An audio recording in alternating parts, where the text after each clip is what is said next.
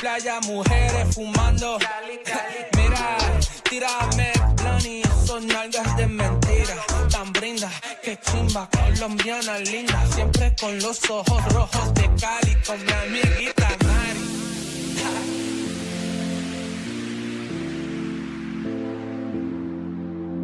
My head's in the clouds, can you bring me back down, boy? I need it. My head's in the clouds, can you bring me back down, boy? I need it. Need it. Need it. Need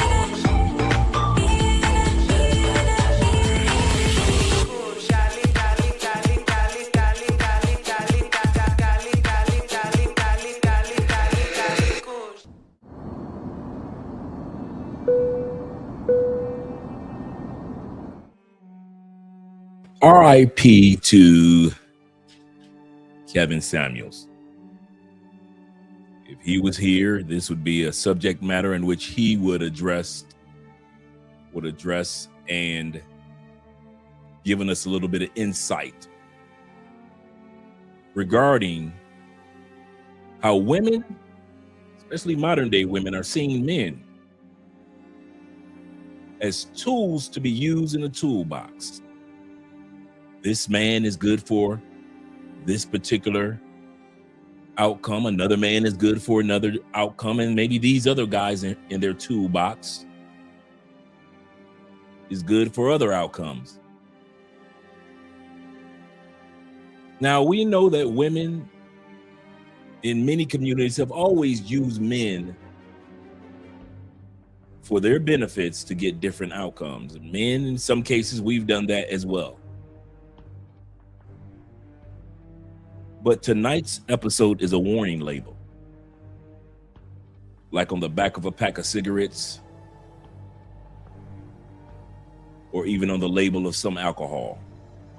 Tonight's episode is a public service announcement. It is a warning label. There are women that are plotting against the nerd/tech community. All you guys that are in Theo Wolf's class, getting your cloud engineer, all you guys that are in class in school for computer science, and some of you guys that have already graduated Theo's classes and you're in your career, this is a warning to you guys. There are women that are out there plotting on you, whether they're going on to Afrotech or whether they're just hitting you up in your DMs or hollering at you on LinkedIn. Either way, you guys, since you are in the career field, all you tech guys, all you nerd guys who are in career fields that are still flourishing, these women are starting to look at their toolbox, and instead of reaching for the thug, instead of reaching for the abuser, instead of reaching for the lazy man or the guy that's incarcerated, they're reaching for the nerd. And I'm here to tell you guys, all you nerds that are 1/3 nerd like me, watch your backs. There's a target on it. We're going to talk about that in tonight's episode when it comes to this woman who said, marry the nerd. And women all over TikTok have been saying that for a few years. It's funny how when we want to simmer down and talk about other topics, women continue to put their foot in their mouths. So we're going to talk about this public service announcement tonight, especially for those guys that are graduating and currently taking classes with Theo Wolf. Watch out, tech guys. Watch out, nerd brothers. They're coming for us. But until then,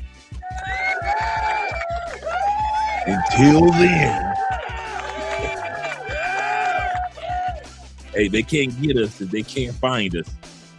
They can't get us if they can't find it. Shout out to all the passport bros, the Blue Book gentlemen, the passport cartel out there, all you enlightened men, all you enlightened black men as well as white men. Shout out to all you guys that are out there that are enjoying Andrea and Andrea's love crossing borders. Once again, I'm telling you, I'm telling you the truth. I wish I was fabricating. I've spoken to guys that have graduated Theo's classes, and I've spoken to them mainly about relationship issues. Not about the money that they're making. No. Not about the country that they want to travel to. No. A lot of you tech brothers slash nerd-ish brothers, if you will, excuse me, there are women that are plotting to get with you. They know how much you make in tech. They know what you spend your money on. They know that you've been in your home, so your homebody, because you work from home in many cases. And many of these women want to be in your home, taking advantage of your money, such as this lady that we're going to look at, the Mary the Nerd lady. We're going to hear from her as well as other women, and I'm going to give you my suggestion to us nerd brothers. What should we do when it comes to relationships? How did I end up with a beautiful, sexy Colombiana like many of you guys have with beautiful women around the world? Well, we're going to give you our secret tonight. So all you nerd brothers, you are not alone. In the words of Michael Jackson and R. Kelly, I am here with you. Shout out to all you brothers. I appreciate you guys earlier today as well when we did the test for the channel. I'm going to get a shout out to all you guys who are supporting by way of PayPal, supporting by way of Cash App, and also supporting by way of Super Chats. Let me get that link. So now you see everything scrolling at the bottom of the screen. Before we go into the shout outs real quick, actually, we'll do the shout outs first. Shout out to all you guys that are here. Yes, sir.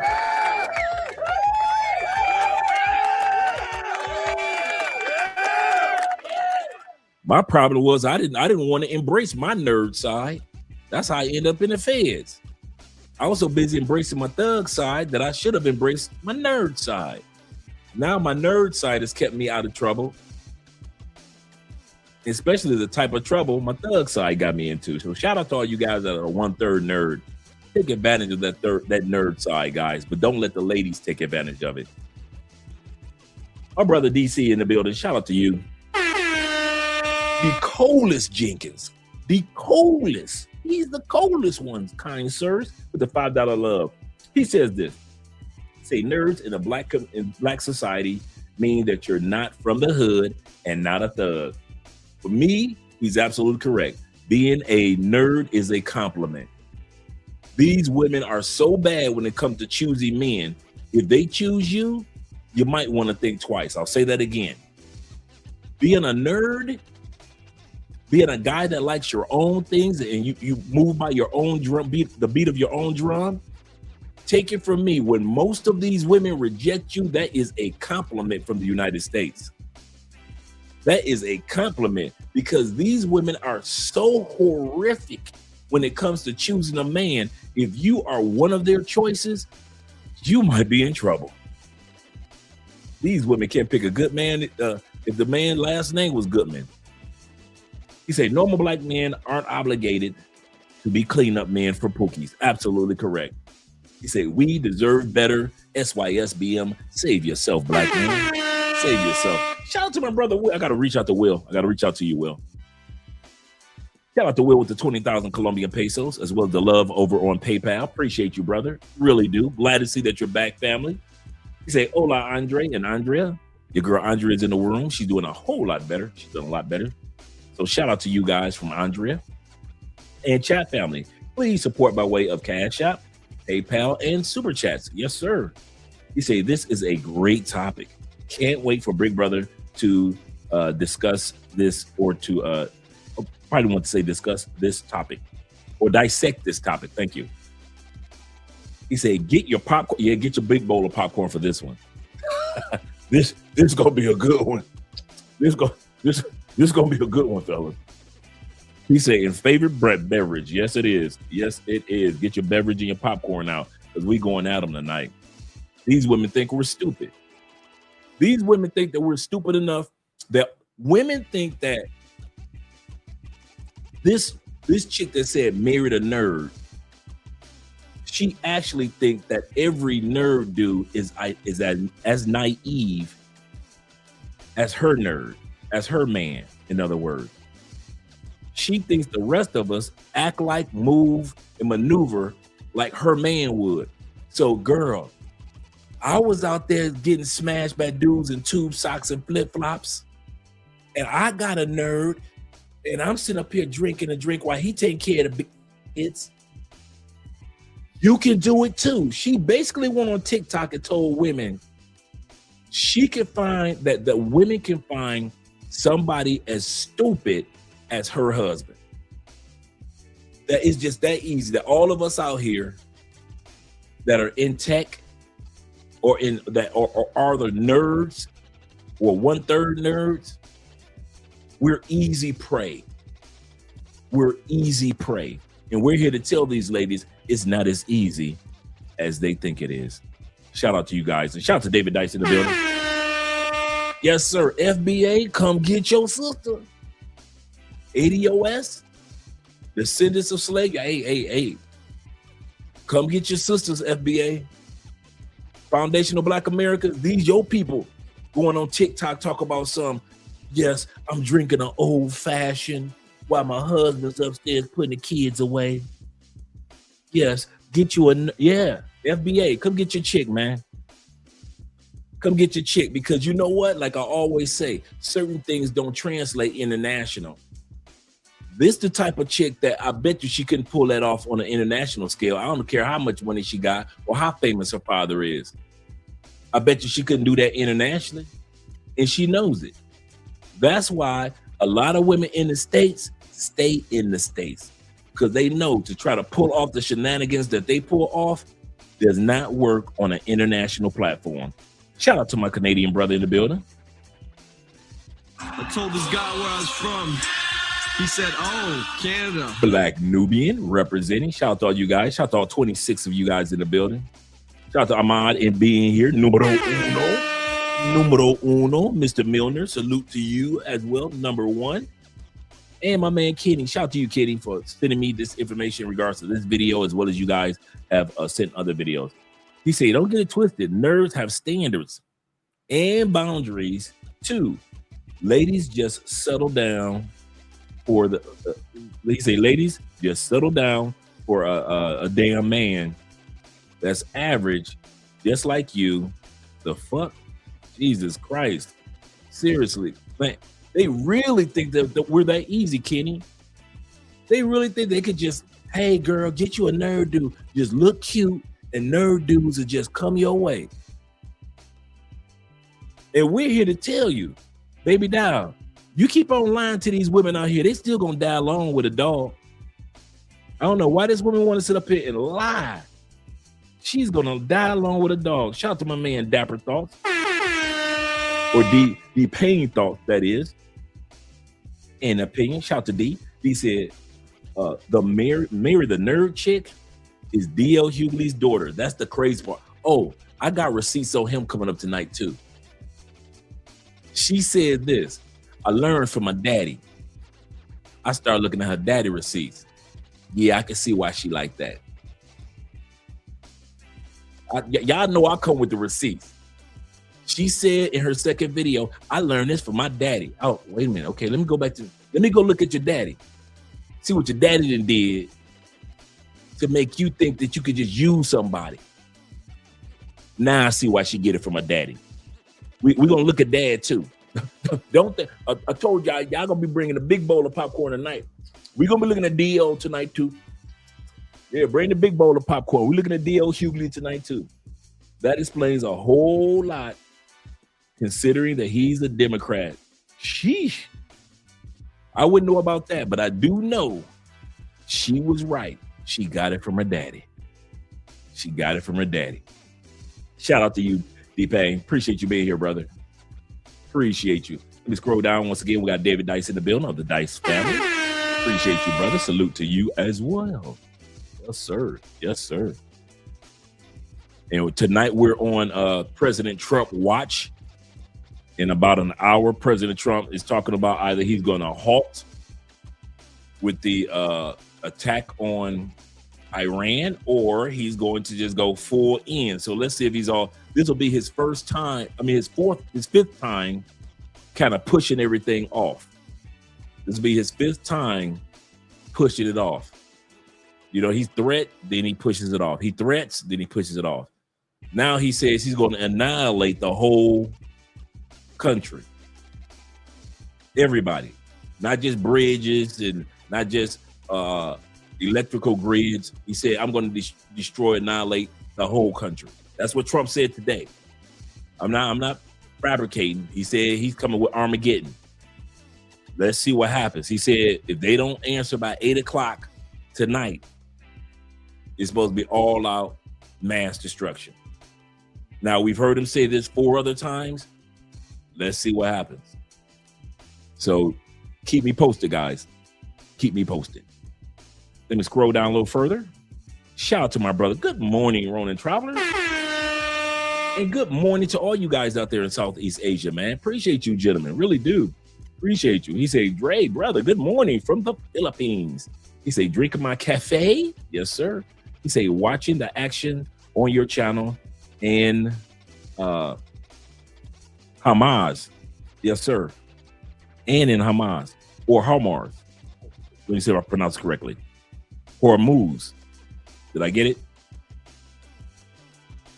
My prayers with the soldiers. Yes, sir. My prayers are definitely with the soldiers. Absolutely correct. Absolutely correct. And the people, all the innocent people that are involved in this. I mean, all the way from the Gaza Strip to Israel to Yemen's to the whole Middle East, man. All the innocent people that have, you know, the hospitals, and man, I just pray for all of them, including our military. Absolutely correct. Absolutely correct. Shout out to T-Mac being in the building. Salute to you, brother. Glad to see that you're here along with our brother Will. Shout out to the Medellin brothers. Shout out to we're going to be talking about something that just took place in Medellin. I want to hear what you guys have to say, gentlemen. Let me scroll down a little further. We got 37 in the building. Let me hurry up. Let me scroll down. Appreciate you guys being here. Appreciate you guys that are watching from Andrea's channel as well. Shout out to Show Enough in the building. Yo, we lit. Yes, sir. We're going to have some fun tonight, bro. We are going to have some fun tonight, gentlemen. Yes, sir. Them 313 boys such as Nate. You better back the fuck up out my face, goddammit. I'm from Detroit, Michigan. Don't play with me. Don't play with that, man. He from the D313, the D. Shout out, first of all, wait a minute. Let me change this music. Let me put this music on pause for a second. Let's take a shout out celebration to the mighty state of Michigan.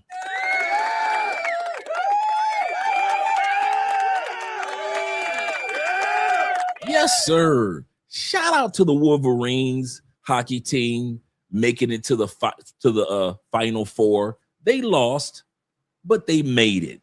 So shout out to the Wolverines hockey teams. Shout out to the Wolverines basketball team. Boy, we got another Furious Fabulous 5 out there for winning the NCAA championship.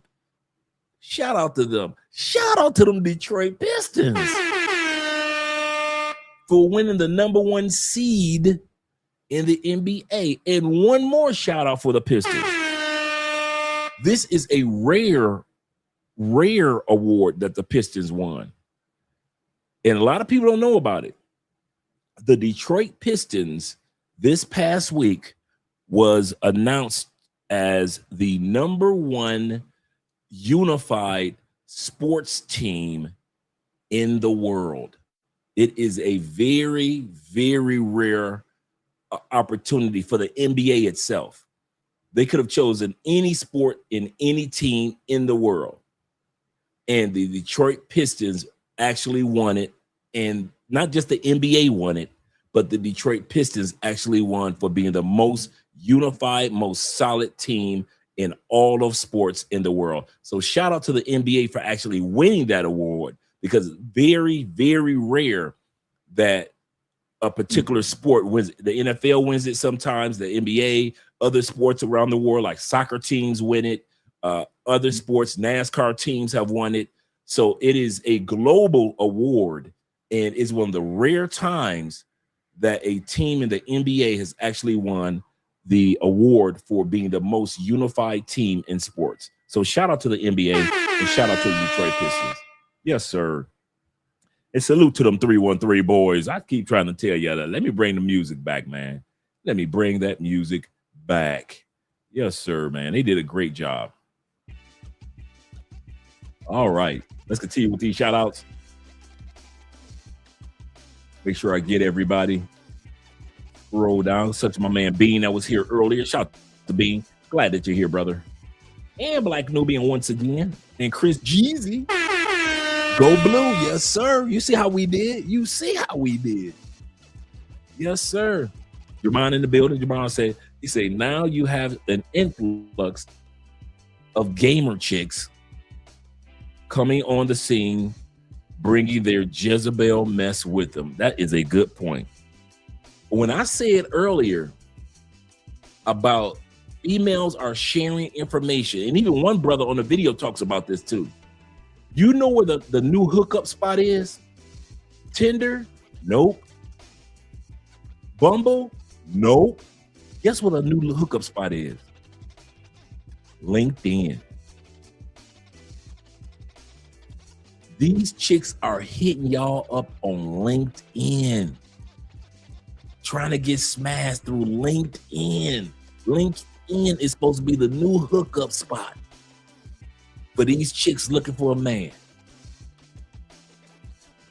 After they've been ran through 2 or 3 babies deep, 2 or 3 baby daddies deep. Now they hitting y'all up on LinkedIn.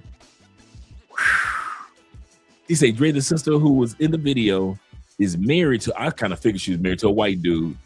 She has him in the video violating him, and he's smiling about, goodness gracious, man. I haven't even seen that particular video. I'll probably check that one out. Goodness gracious.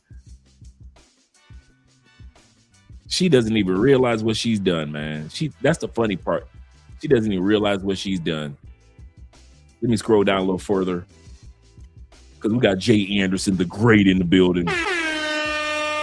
He said, I'm going to love this topic. Salute my brothers in the chat, and Andre and Andrea love crossing borders. Yes, sir. I'm glad to see that you're here, Jay Anderson, the great. Mr. Big Boy, I hope I pronounced that correctly, in the building. DL is up. Yeah, dude. I told you I'm coming with the receipts tonight with the DL receipts. She said, soon as she said, well, I got this from my daddy, I was like, well, let me go look up her daddy's stuff and see what she got from her daddy. And by the time I got done gathering receipts on the daddy, I understood why she used people. I understand why she's a user. Jay Andrew Craig Jr., that is. Shout out to you, brother. He say, no joke. He say, it's audacity and arrogance for me. That's right. And he ain't going nowhere. He ain't going nowhere. I thought I've seen it all, but guess not. This is the new brick lady. This is the new brick lady. It's like a new brick lady every year. Shout out to my man J3 again is in the building. He said the big bowl, getting ready. Get ready with the big bowl of popcorn for the night, guys. I'm telling you, it's going to be one of those. He said 1 more hour until history is made.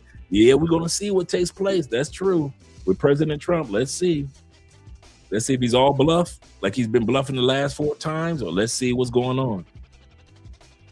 Yes, sir. He said, I'm sure she told her plenty of times. Yep. Goodness gracious, man. She just dirty. Shout out to Black Lex being in the building. My brother.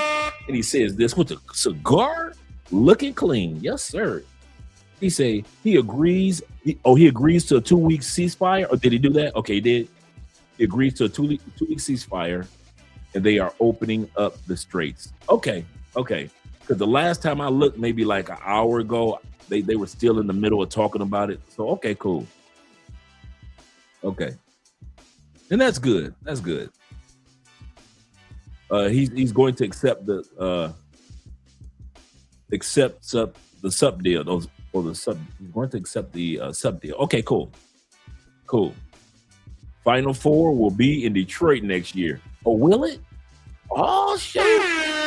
It's gonna be in the D. Man, y'all gonna make me get on a plane. Shout out to the official one, the only one that's official. Our brother Kobe in the building.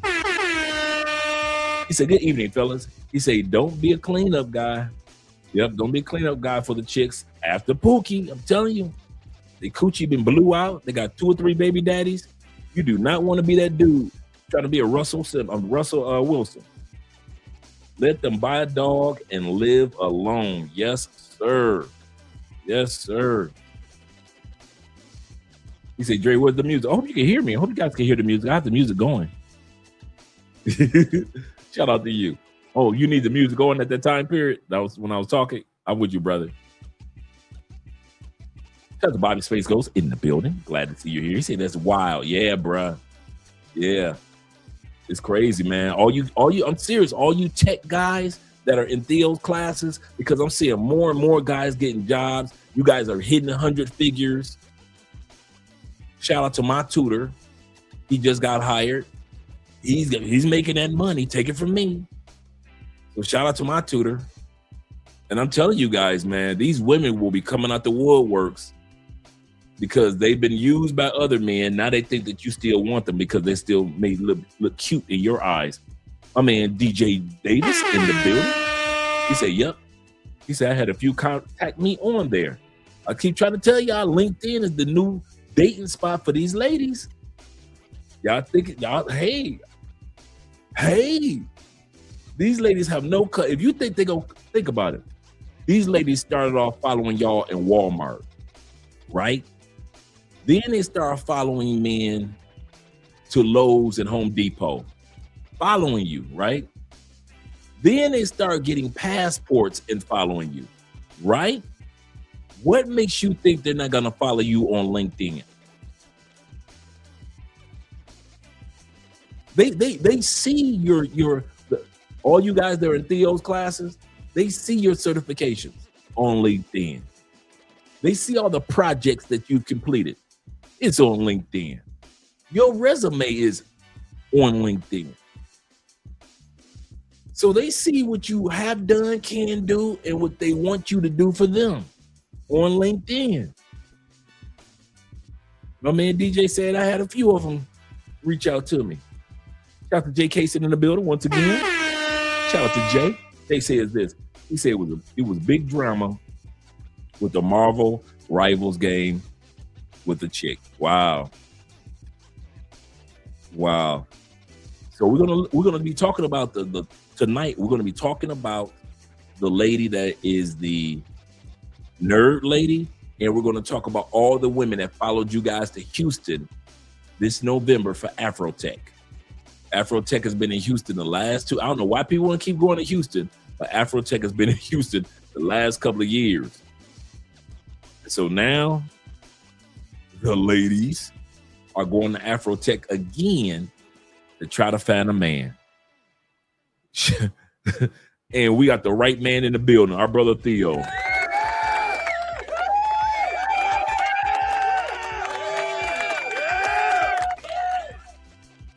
He said that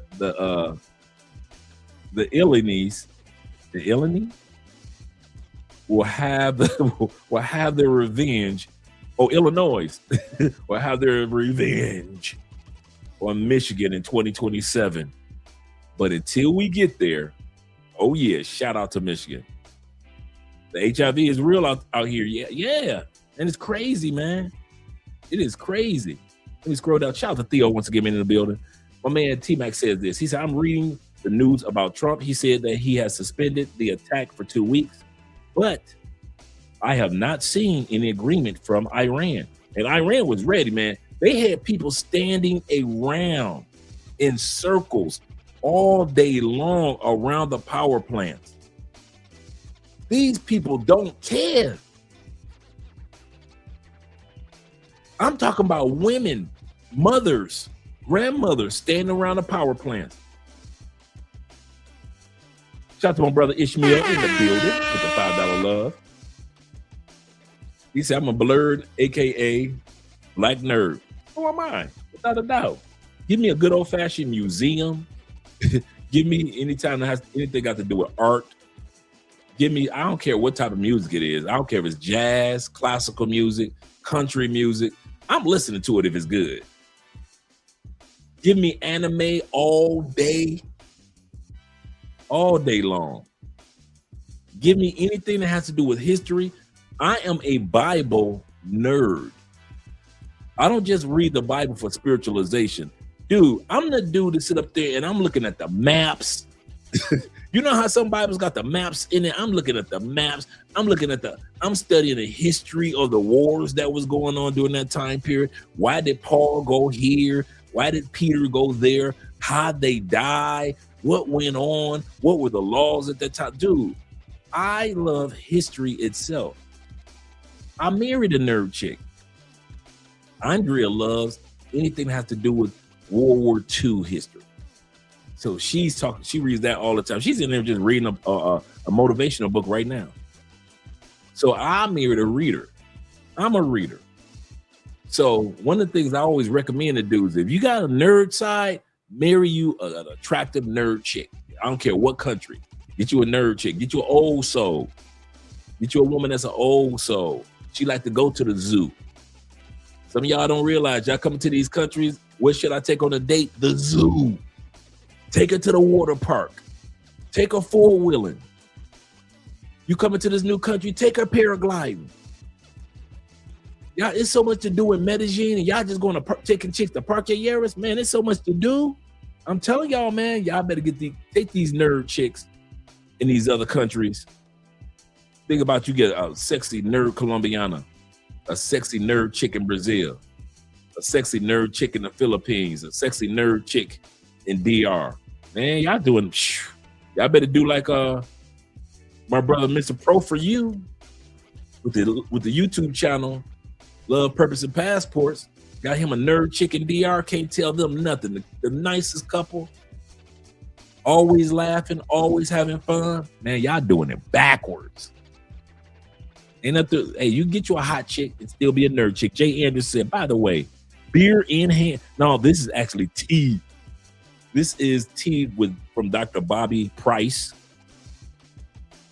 Right here is Dr. Bobby Price. We watched his YouTube channels before, and this is his tea. So he has 2 sets of tea. One that you take in the morning, clean out your intestines, your body, just detox your whole body. It's a detox. So I've been doing it for like 8 days. I got 3-4 more days of detoxing. And yes, it tastes horrible. It tastes like somebody when he says it's made of flowers and herbs, it is literally a bag of flowers and herbs. And it tastes horrible, but I feel so good. Yes, sir. Yes, sir. So let's get ready to get started. He said, best area to stay is in Pereira. It's a really nice area. I will not deny that. That is a nice little small town in Colombia. He said, gonna be there for 4 days before heading to Cali next month. All right, brother. Quite a few of you guys coming down in the next few weeks. He said, Dre, Jay Anderson says, Dre, he said, I've added bone broth to my diet, and it is really healthy for you. See, I'm a pescatarian / vegan. So if it has anything to do with meat, Let me know if it does. If it's bone broth and it has nothing to do with meats outside of seafood, I'm in. I'm with that. But right now I'm drinking. Not the. It is bitter. All right, let's go to get started, guys. Let's get ready to get started. First thing we're going to look at as I change the music over. Let me change the music over here. All right. First thing we're going to look at is the Black Manosphere Conclave. Yes, sir, gentlemen. For 2026, we got the Black Manosphere Conclave. It's going to be in Las Vegas, so let's be prepared to go, guys. Get your tickets ready. Go ahead, order your ticket while it's $150 right now. You know, as time gets closer, prices go up. If you're gonna, if you already got your ticket, shout out to you guys. But get ready for the Black Manosphere Conclave, guys. I kid you not. Just go here, push the cart. Let me drop the link for us. Those guys that don't have the link, so you can look up other information. And if you remember, with the conclave, you can also look at the virtual access. So if you can't actually make it there, there is virtual access as well, guys, for all the classes, for everything that you want to see. And it's less than the cost of a flight. So shout out to you guys, man. And make sure you join the Black Manosphere website, man. There is so much for you guys to see and take advantage of. Theo has classes in here. So even if you just want to go and join the Black Manosphere website, you can do that. There's so much that's scheduled, different events, different things. Hey, there go your boy. Both of you dudes. Shout out to El Guapo. Yes, sir. So it's a lot of this from last year, 2025. And we had a great time, man. So there's so much to do and get involved in with the Black Manosphere Conclave from last year, as well as the one for this year. So we're going to be talking about this almost every episode, getting you guys ready and preparing you guys. I'll be there. Richie Mack is always there. So shout out to all you guys that'll be at the conclave. Got the chance to hang out with my brother Will last year. We hung out, as well as my brother Uriah. So make sure you guys get your Black Manosphere Conclave tickets, guys. Shout out to all you gentlemen. All right. And the next thing we're going to look at, yes, we're going to remove this from the stage. And the next thing we're going to look at, gentlemen, guys are being turned around in Colombia. Guys are being turned around in Colombia again. Another guy turned around in Colombia. Every time you think that it's okay, every time you think it's safe to go in the water, somebody else is being turned back in Medellin. So guys, be careful. Make sure you have all your information of where your Airbnb is, because they're going to ask you those questions. Where you're going to be staying, what are you going to be doing? I know I need to give El Guapo a call, man, and check on him. Because I saw something happen with his channel, as far as his channel was still up, but the videos weren't there. So guys, make sure that you're being careful. And another thing that's taking place, sadly, in Medellin that we're looking at, over the past couple of days, a young lady passed on at a party in Medellin. Young lady just passed on a party in Medellin. We don't know what took place, and they don't know, all the details yet, but it was a party in El Poblado. So we can't blame this on Parquilleros, but it was a party by some expats or some foreigners.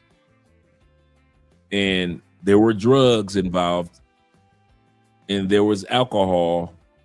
She jumped in the pool and a few minutes later never made it out. So I don't know what drugs or alcohol they had at the party, but right now, because it's an election year and the elections are coming up really fast in Colombia, you guys might want to be careful to where you're going, to what party you are involved in, what travel group you're involved in Colombia. Because I kid you not, this along with the death of the airline stewardess, bruh, I'm telling y'all, it's making things look really bad in Medellin. There are too many deaths taking place in Medellin in back to back. So guys, this will be impacting. So be careful out there, man. You see, I just saw this story. Shout out to Rob. I knew Rob probably had done a story on it. He said, guys, stay away from the drugs and places that have the drugs. Yeah, every party is not your party. There are so many parties and so many things to do and so many clubs to enjoy in Medellin. You don't have to feel like you're stuck in one. I mean that, guys. There are too many things to celebrate in Medellin that you don't have to feel like you're stuck in one particular party. So let's get ready to get started. But I just want to talk about that. Just be careful out there, gentlemen. Let me pull that down. And let's get ready to get started. Change the music over and hear what this woman has to say.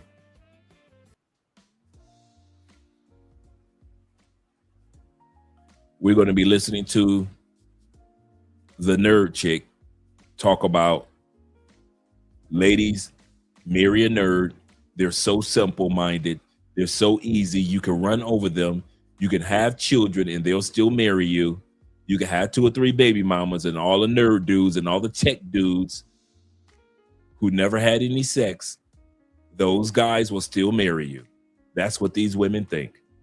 And let's get started with the video.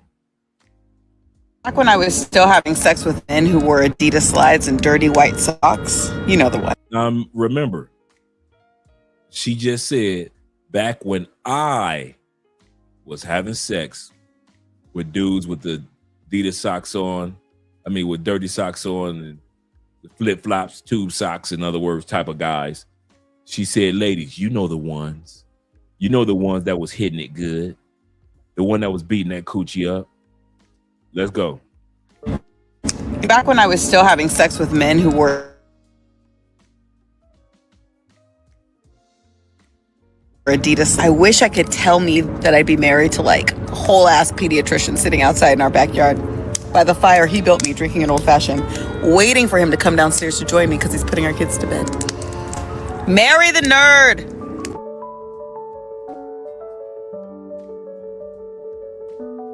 I got to a point, I was 34.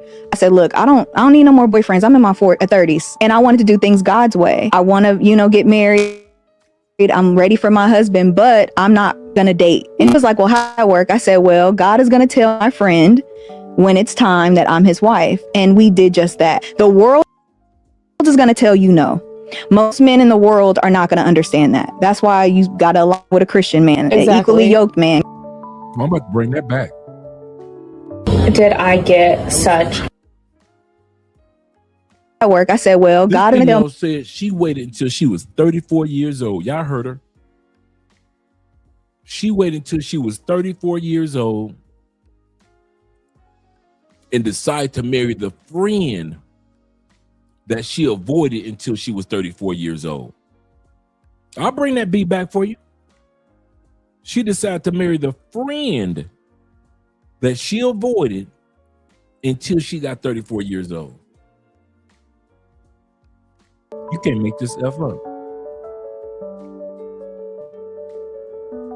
I got to a point at 34. I said, look, I don't need no more boyfriends. I'm in my 30s and I wanted to do things God's way. I want to, get married. I'm ready for my husband, but I'm not going to date. And he was like, well, how does that work? I said, well, God is going to tell my friend when it's time that I'm his wife. And we did just that. The world is going to tell you no. Most men in the world are not going to understand that. That's why you got to align with a Christian man, an equally yoked man. Okay, let's see what they have to say. Shout out to Theo. Theo, right? Equally yoked equals we married 304s. Says this. Can I get a cherry Coke? Says this. I feel so bad for nerd and Christian men. Now this is a walking. I feel so bad for nerds and Christian men. Y'all, these hoes backup plan. Y'all, these hoes backup plan. Shout out to my brother, Disruptor in the building, that is. Disruptor says this. I like that name, by the way, with the $20 love. He said, these women are disrespectful. Are desperately that's a good point. Scrambling. That's a good way of putting it. Desperately scrambling to get or find a husband now, now that they're seeing how serious we are about leaving them alone. Absolutely correct. Absolutely correct. I couldn't have said it any better. Absolutely correct, brother. Let me scroll down a little further. I want to hit the super chats and the cash apps in a second, gentlemen. I mean the super chats and the PayPal in this. The cash app and the PayPal in a second, gentlemen. Disruptor also says this. He said with the $5 love. He said these sisters have made their bed. Let them cry in it. I like how you put that. Alone. We don't have to rescue these sisters. FBA, Foundation of Black America, come get your women. All you ADOS, American descendants of slaves, come get your woman. Come get your women. Don't be trying to sick these chicks on us, talking about we nerds and we Christians. And after they've been ran through in the streets and ran through in the church, I'm gonna say that again. After they've been ran through in the streets and ran through in the church. He said they've been warned time and time again, only to fall upon deaf ears. Absolutely correct. Oh well, couldn't be me. Oh well, couldn't be me. Absolutely correct. Fellas, a lot of times we talk about these women, these 304s being ran through in the streets. She belonged to the streets. There are a lot of 304s that get ran through in the church.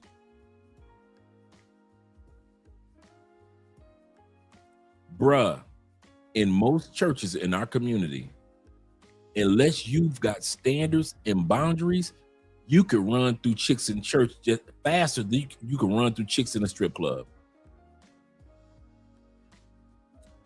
Your church got ex-strippers, ex-OnlyFans chicks in it, ex-304s, ex-side chicks, ex-LGBTQ chicks that have given their life to the Lord, and that's great.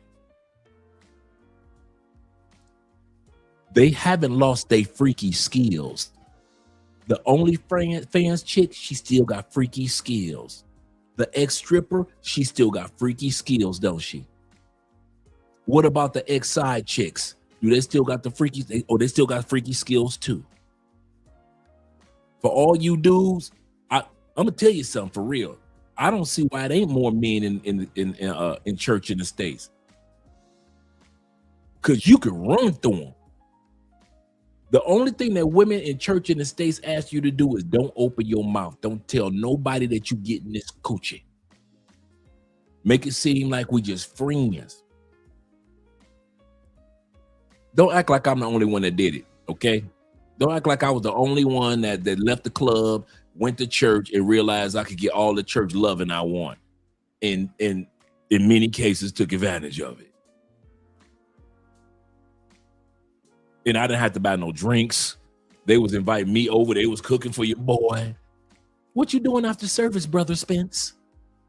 Well, I'm going home for a meal. I could cook you a meal. The women in church, they competing for you. So who can cook the best meal for you? Who can give you the best loving? You go from the strip girls club, the strip club girl, one Sunday night, the next Sunday night after church service, you at the OnlyFans girl house. Don't act like I was the only one. Don't act like I was the only one to getting the church loving. So when I sit back and I say, man, that when these women settle down, don't get food just because she in church. because she might have been in church 10 years. Man, I got me a church girl. Okay, cool. She might have been in church 10 years. She been holding out for her man. But the other brothers in church been running through them. Don't get fooled by these ladies, man. And that's why when this young lady said, I feel bad for the nerds and the Christian men. Y'all, these hoes backup plan. She ain't never lied. Shout out to Zeta being in the building. Zeta said, let me go right here. Zeta says this. Yeah, they fake believers in the church. They still give it out, not heeding God's word. Absolutely correct. Sadly, but true. He said, Dre said, I'll bring a bottle of the blood of Jesus over. Seriously. Like in the words of Michael Jackson, the Jesus juice. Don't get fooled by them women. Shout out to LJV, Southern Vegan in the building.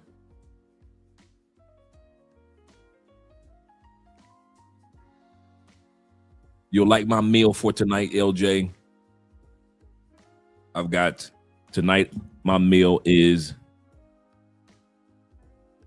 for tonight is cauliflower steaks. These are just cauliflower cut real thick, kale, tomatoes, and some vegan cheese. Yeah, that's tonight's meal. The cauliflower steaks.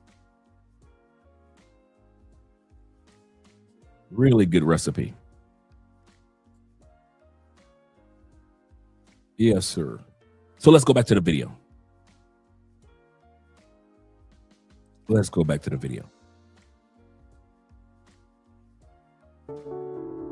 Did I get such Ex-promiscuous women are pivoting to Christian men and nerds.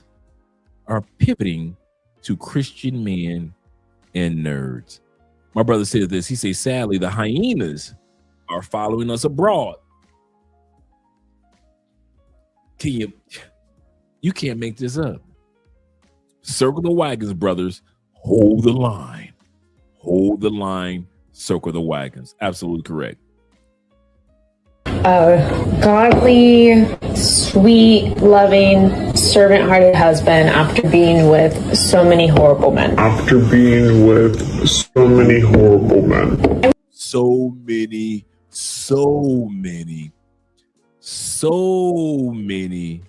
horrible men. How many?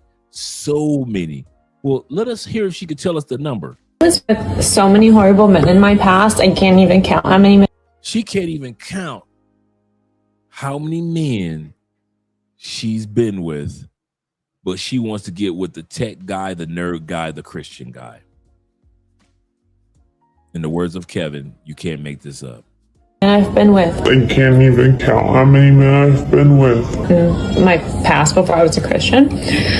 And they're all horrible to me. And of course that all changed once I became a Christian, because godly, Christ-like men are like Jesus. I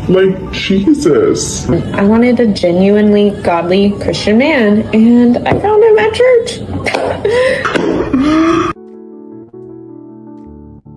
Well, personally, I wouldn't want an ex-permit. Like Jesus. I wanted a genuinely godly Christian man, and I found him at church. All right. Let's see what this says. This information used to be gathered through personal and secondhand experience from friends and relatives. Now women just willing to give it up on social media. Laugh out loud. Unsolicited PR damage. These women are coming on social media and sharing with each other. Girl, if I was throwing out my coochie like that, if I was throwing on my coochie like that and I can get a man, I don't know what guap is. I'm going to give him a call. And I got a man in church. You can do it too. That's why these women put these videos out here. DJ said the smell of desperation smells like desperation. How evil is it that you have now become a succubus, and a parasite in order to function out here? It's sad. It really is.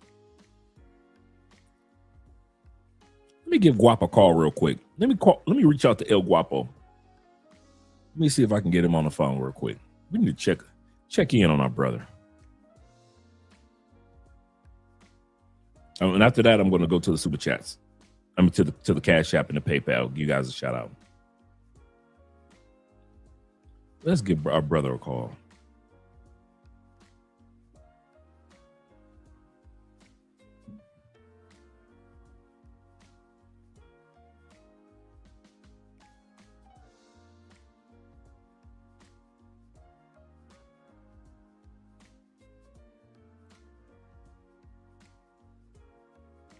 Let's see.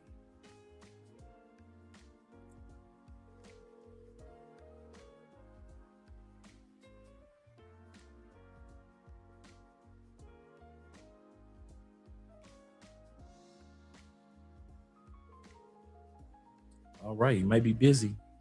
I'll give him a call back later on tonight after the show. Check in on him.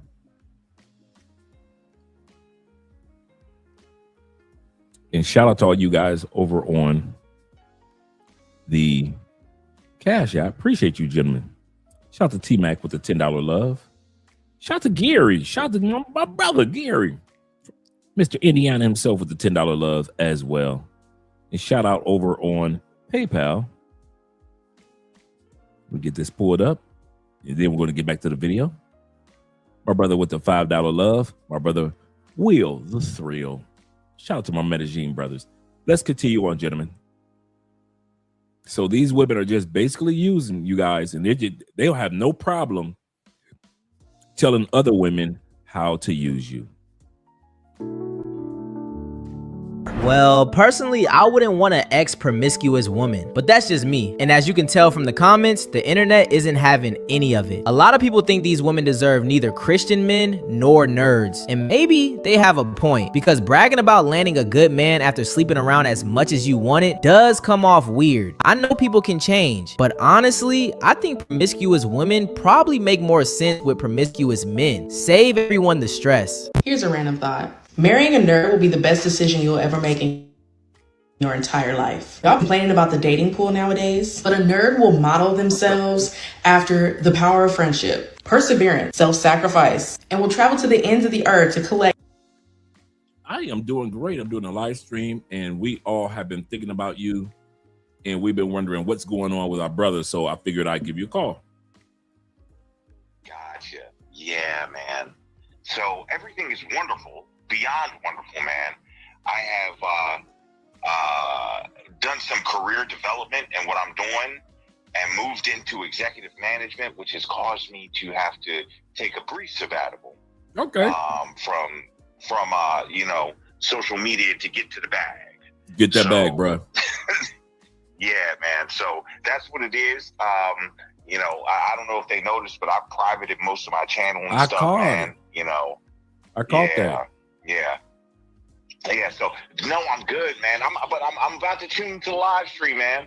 I'll do that and let them know I'll be back this summer, just in a different genre. You know what I'm saying? They can hear you. They hear you. I got you on speaker. Okay.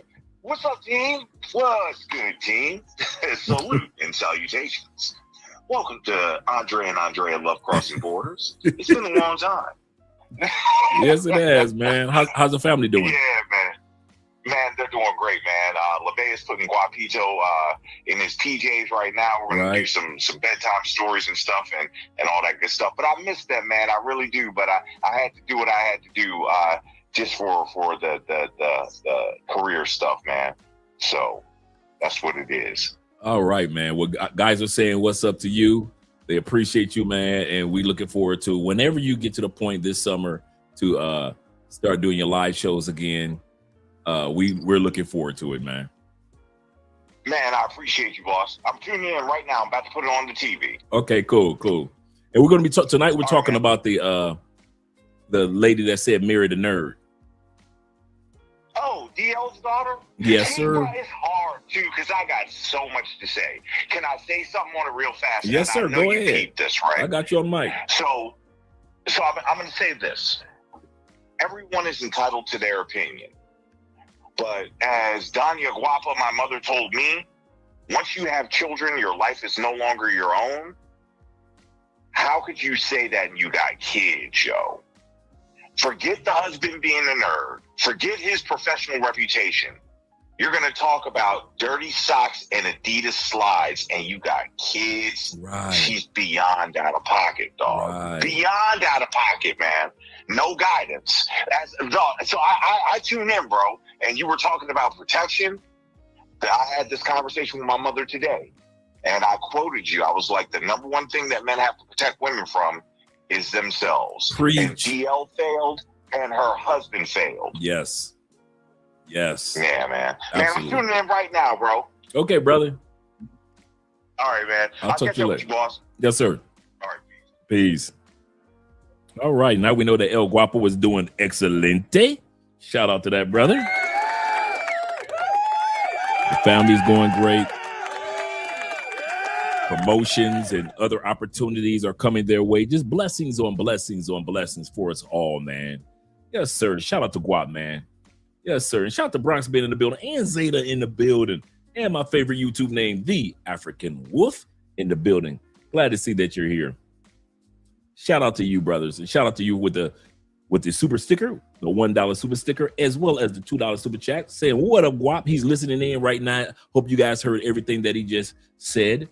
Yeah, we're missing him, man. We really are. And he just said he's going to be starting back his channel sometimes this summer, but he has some business things to take care of with the family as well as his career. So great things are happening for him, man. Great things, man. We appreciate him more than he realizes.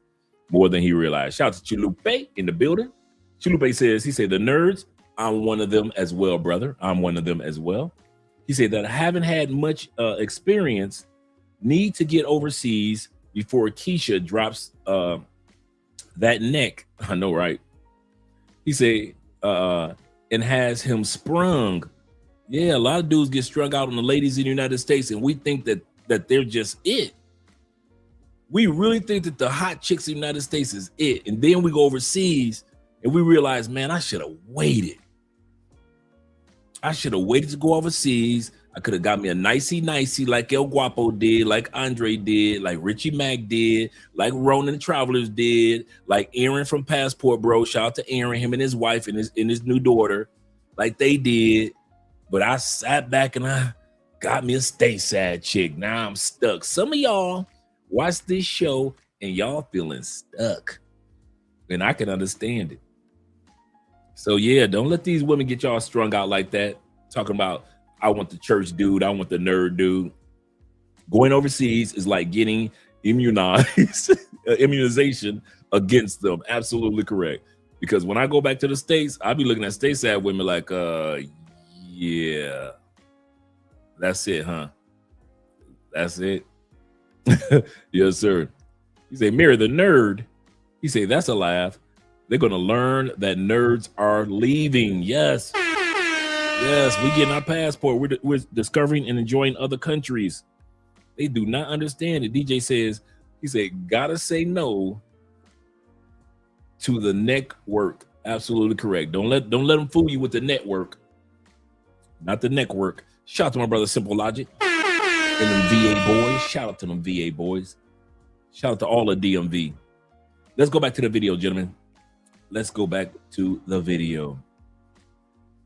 Every single Dragon Ball so you can make your wish. Would transmutate an arm and a leg for you. Would become the king of the pirates and topple entire governments for you. Get yourself a nerd.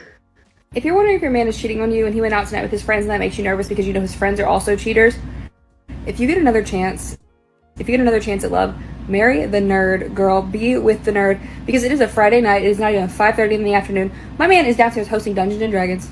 All 5 men that showed up brought me a gift. I have 3 new bottles of red wine, my favorite bag of chips, and a new candle. I am literally chilling up here with a glass of red wine. I'm about to catch up on RuPaul's Drag Race.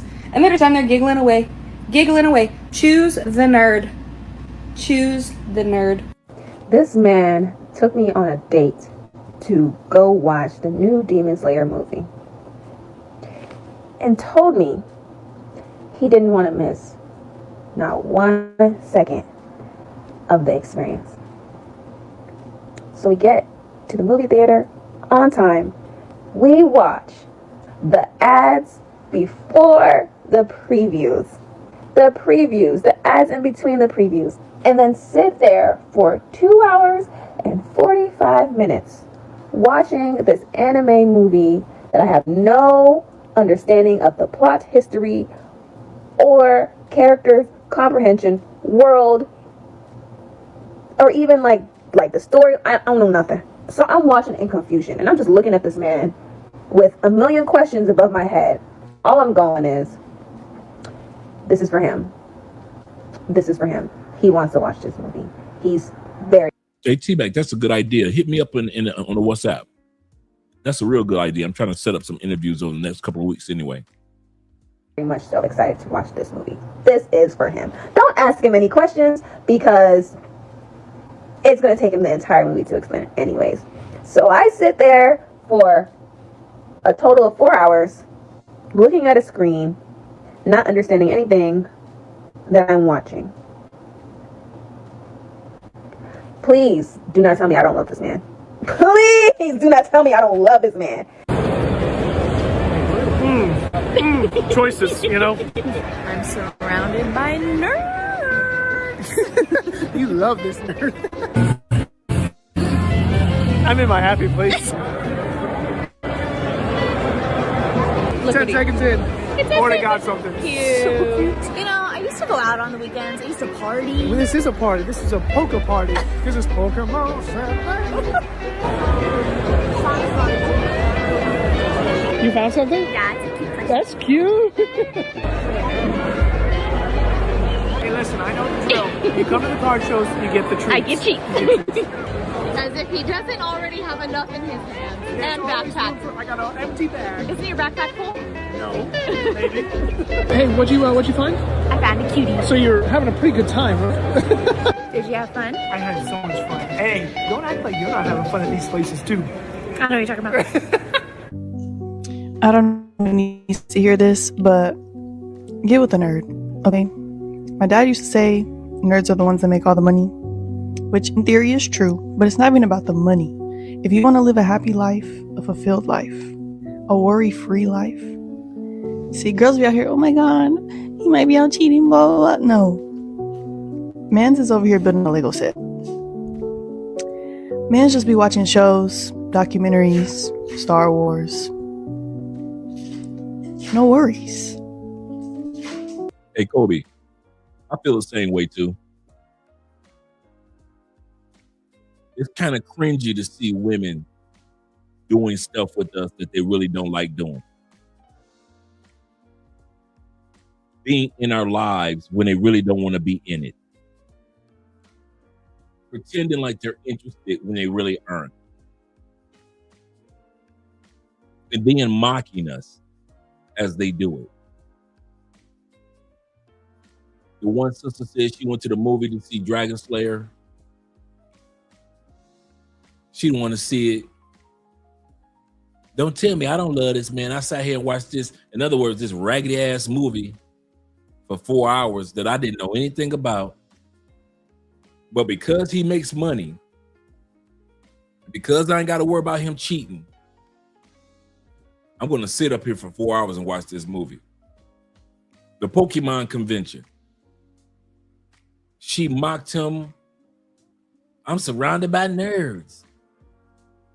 Yeah, you love this nerd, don't you? Because I pay the bills. She having a good time with him, but she's not really interested. That's why I say, man, get you a nerd chick or old soul. Get you the homebody chick. Get you a bookworm chick. Get you a chick that's part nerd, bruh. Like I told y'all, Andre in there right now reading. Got her a good motivational book because she likes reading motivational books.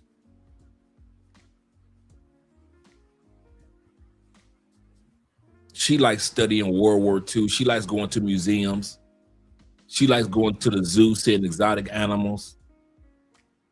She likes going to the small towns and discovering new things about Colombia that she hadn't seen yet. She likes new recipes. Get you a chick that's on your nerd level. But these chicks that pretend like they want to be a part of our world, the only reason they down with us because we seem like the safe guys. The Islamic guy seems safe. The Christian guy seems safe. The nerd dude seems safe. The geeky guy seems safe.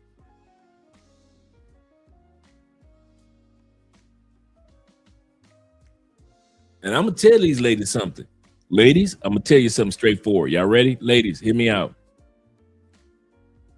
If you ever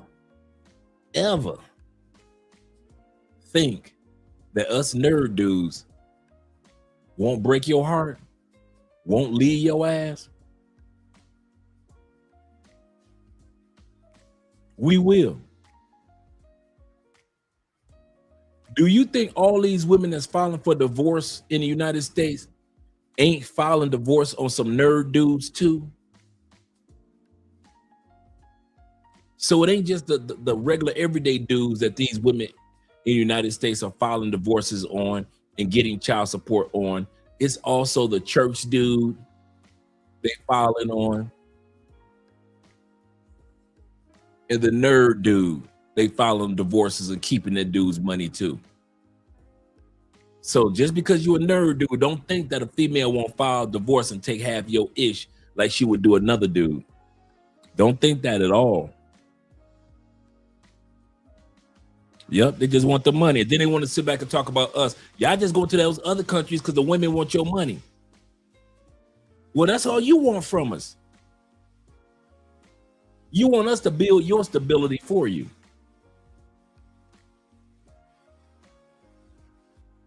And they're funny. They're smart.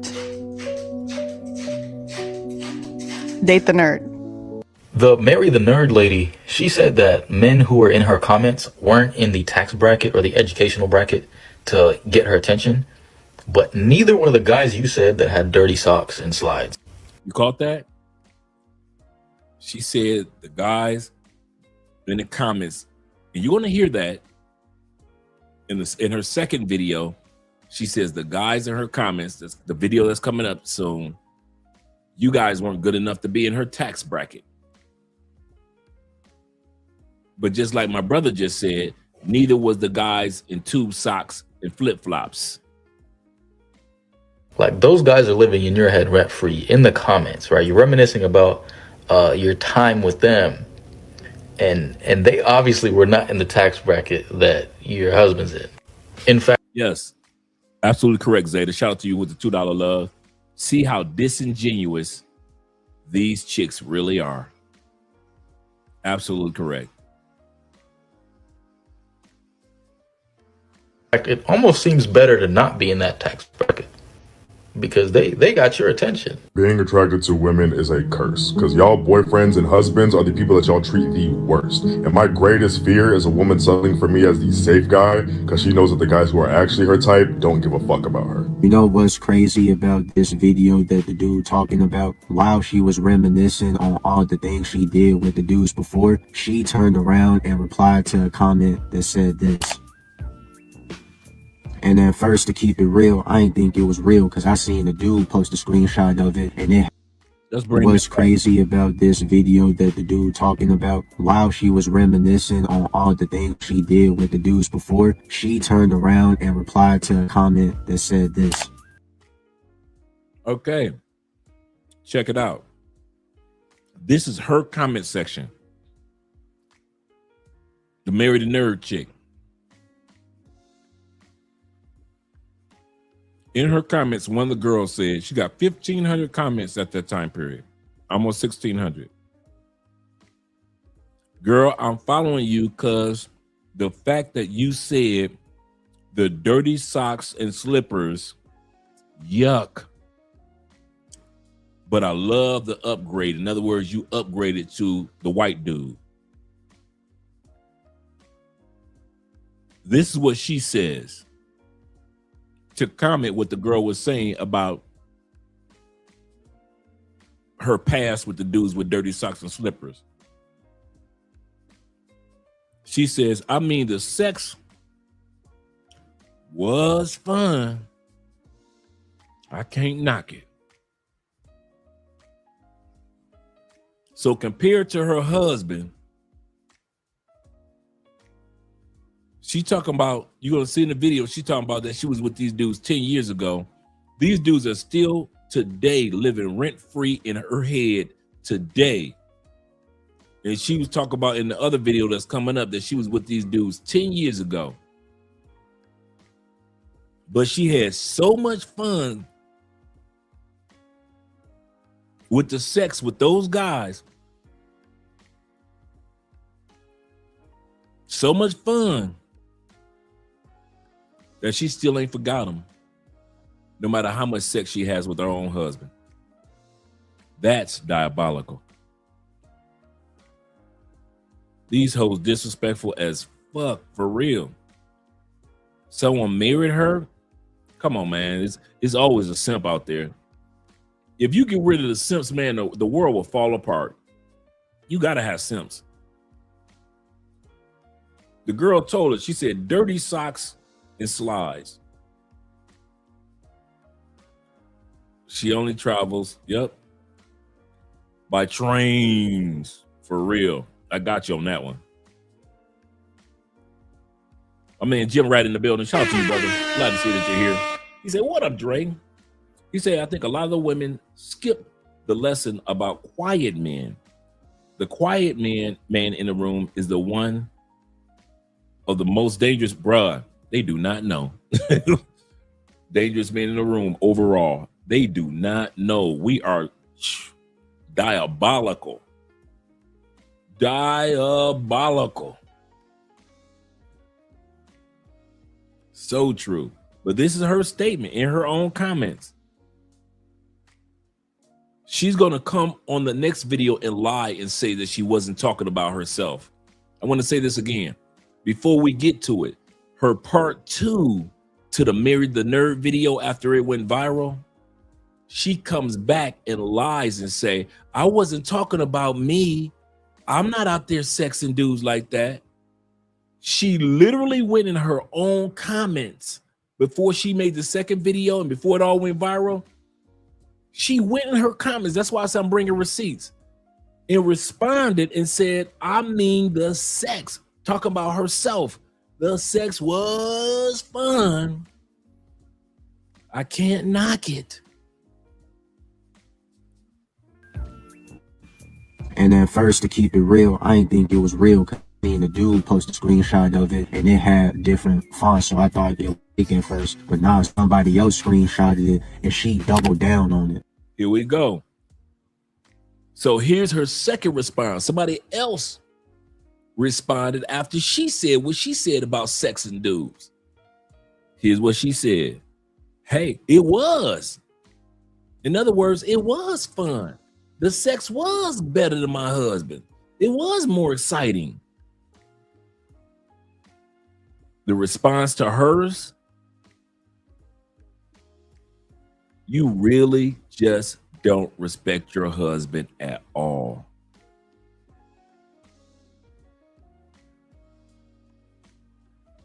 And somebody else, Z, says this, I feel bad for your husband. This is before she's making the second video that we're about to watch in a second. These comments about her still missing the sex life that she was enjoying, that's still living rent-free in her head at least, even before she made the second video, people were saying that they feel sad for her husband.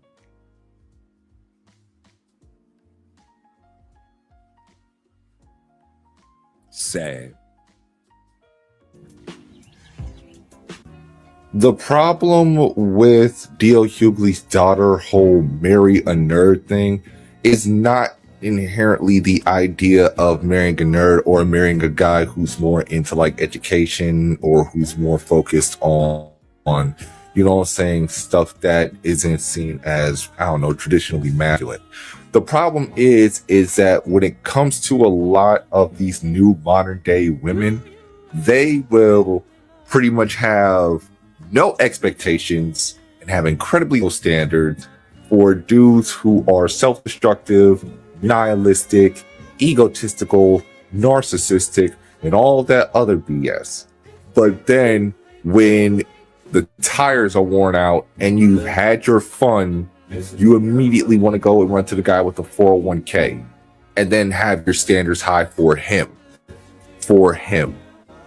Like, fuck. No, as a man, I gotta pay these taxes. I gotta start a business. I gotta figure out how to generate income with the business. I gotta get a house. I gotta get some land. Then you just gonna come marry the nerd. I would be single for the rest of my life. Then married, didn't have. Bro, imagine you meeting a woman and she thinks she's marrying the nerd.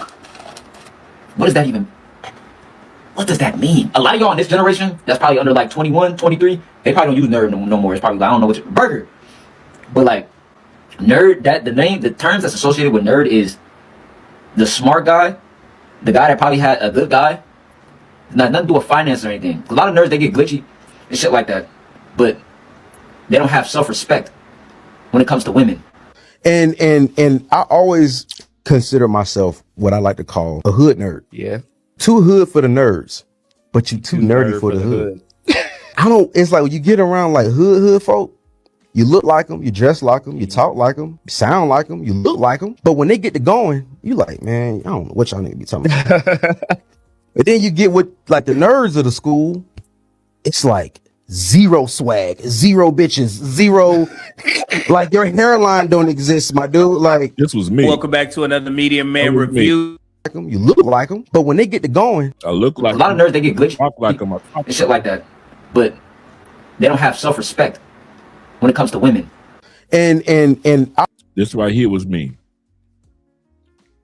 Too hood for the nerd dudes, too nerd for the hood dudes. I always consider I was the nerd that was always in a fight. I kid you not. I was always fighting dudes that was trying to fuck with my nerd friends. Because I knew my nerd friends couldn't fight. And so dudes would try to pick on, do that bully bullshit on my nerd friends. And I knew they weren't street like that, but I was. So I didn't play that picking on nerd dudes that I was cool with. You 5'7". I mean, he 5'7". You 17 years old, but you 6'2". So I'm always scuffling. And I rarely got into a fight for me. Most of my fights, because I was ramming for my nerd friends. I ain't had no problem with ramming with somebody. If you try to pick on one of my nerd friends that ain't really did nothing to you. I've had brothers that was jealous of my nerd friends, man, because some of them brothers, the chicks would like the nerd dude. Because some of the nerd dudes were like good dancers in Detroit, or they were creative, or they always had a little bit of paper here, a little paper there, because they had a little job in the mall. So they had a little discount. So the girls would like some of the nerd dudes. But some of these jock dudes I was playing football with would be jealous. Or some of the basketball player dudes, oh, F that dude, yeah. And so they would try to step to the nerd dude because the chicks like him. I'd be like, man, hey, bro, what you doing? I bet you don't step to me like that. Oh, Dre, no, it ain't like that. Fuck it ain't. How you gonna step to this dude, man? This dude is in the 10th grade. You in the 12th grade. Sit your old ass down somewhere. You about to be out of this school in a minute anyway. Aren't you? You do plan on graduating, don't you? Don't make me call your mama about your grades. I used to hate that, man. Kid you not. Don't be bullying on people, man, that you know can't bully back just because you mad because the chicks like them. And I knew what it was. Every time I knew what it was. Them dudes would wait until the females were around, the cute girls were around, and try to embarrass the nerd dudes. But I was the embarrasser too. I knew how to crack jokes and I knew how to throw them things. I didn't care if I won or lost. That's what the thing that they didn't like about me as a nerd. I didn't care if I won the fight because I wasn't expecting to win them all. I didn't care if I lost the fight because I wasn't expecting to lose them all. And plus, I was a popular dude. So I was a nerd, like I said, like this dude said, I was too nerdy for the hood dudes, but I was too hood to be 100% nerd. Like I played football, but at the same time, I'm collecting stamps with my nerd friends, U.S. postage stamps. And, you know, I got one of my friends had a locomotive train set at home. We in high school. I'm enjoying a locomotive train set.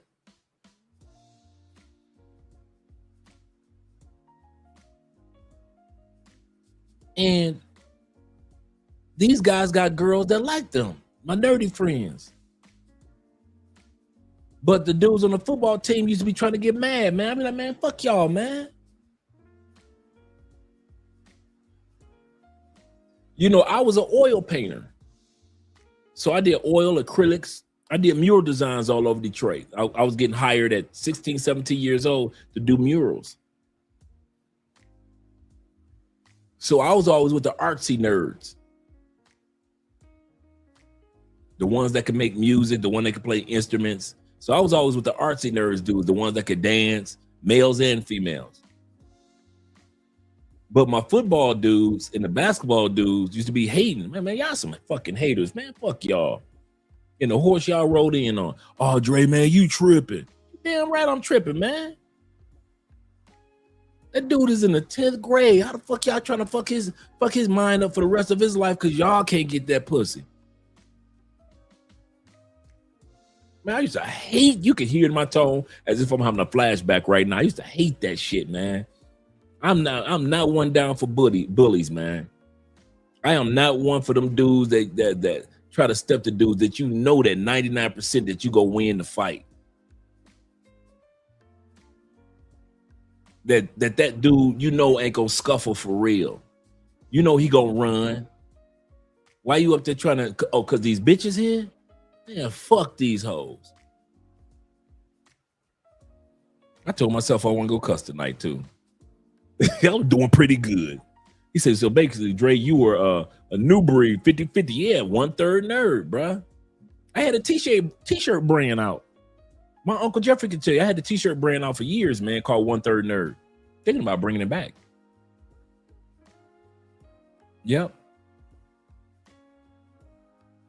Yep, right in the middle. Yeah, I was kind of like in the middle. Yeah, I was the hybrid. Yeah. Let's go back to the video. Shout out to all 70 in the building. Make sure you click the like button, gentlemen. Appreciate you. Consider myself what I like to call a hood nerd. Yeah. Too hood for the nerds, but you too nerdy for the hood. I don't, it's like when you get around like hood folk, you look like them, you dress like them, you talk like them, you sound like them, you look like them. But when they get to going, you like, man, I don't know what y'all need to be talking about. But then you get with like the nerds of the school, it's like zero swag, zero bitches, zero, like your hairline don't exist, my dude. Like, welcome back to another Media Man review. Thank you guys for tuning in. Appreciate the support. Make sure you like, share, subscribe, and hype. It's right down there. Go ahead and click it so your boy can get into that algorithm. So I'm pretty sure you guys have already seen the video of Ryan Shepherd, the woman who went viral for telling women to date the nerd, right? Shout out to Media Man. Make sure you guys have subscribed to his channel. My job is to help men stay away from women like this. You know, back when I was still having sex with men who wore Adidas slides and dirty white socks, you know the ones. I wish I could tell me then that I'd be married to like a whole ass pediatrician sitting outside in our backyard by the fire he built me drinking an old fashioned, waiting for him to come downstairs to join me because he's putting our kids to bed. Marry the nerd. So let's stop right there because this is exactly what men are reacting to, and for good reason. One type of man got access early, no standards, no long-term expectations, nothing. The other type of man, the so-called nerd, expected to come in, build, provide, and commit. That's the issue. Not her marriage, not the happiness that she's built with her husband, I guess, but the issue is the structure.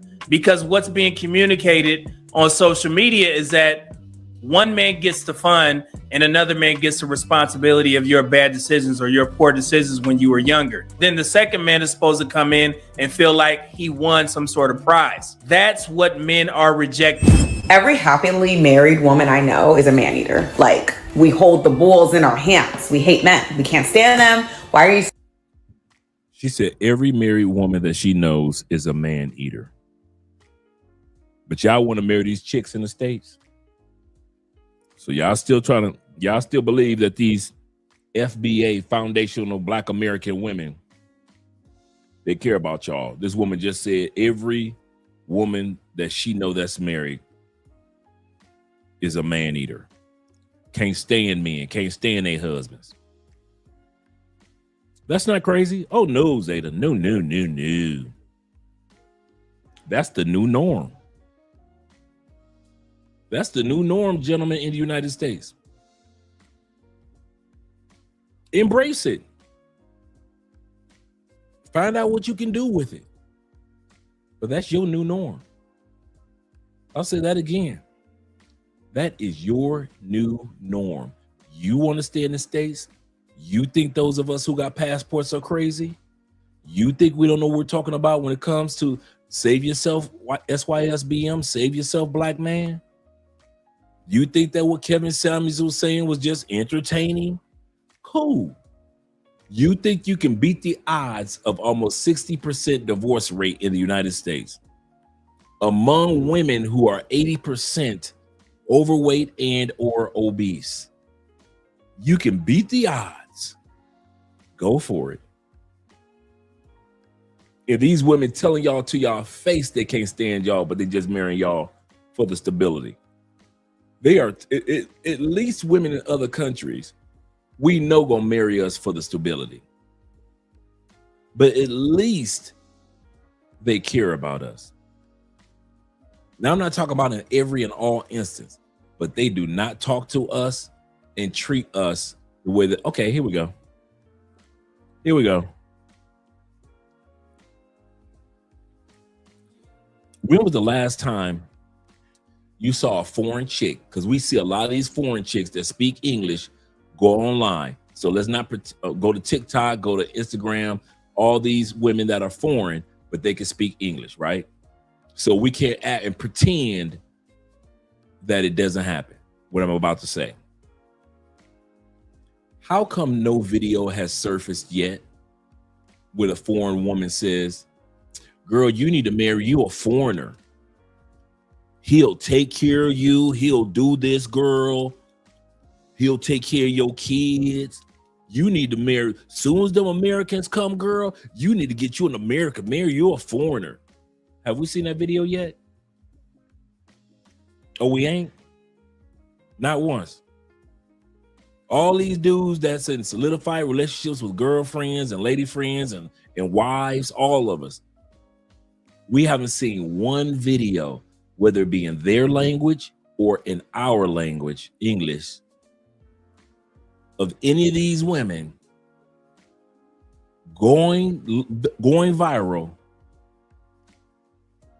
Talk about marry a foreign man. Girl, they stupid. Marry you a foreign man. Why?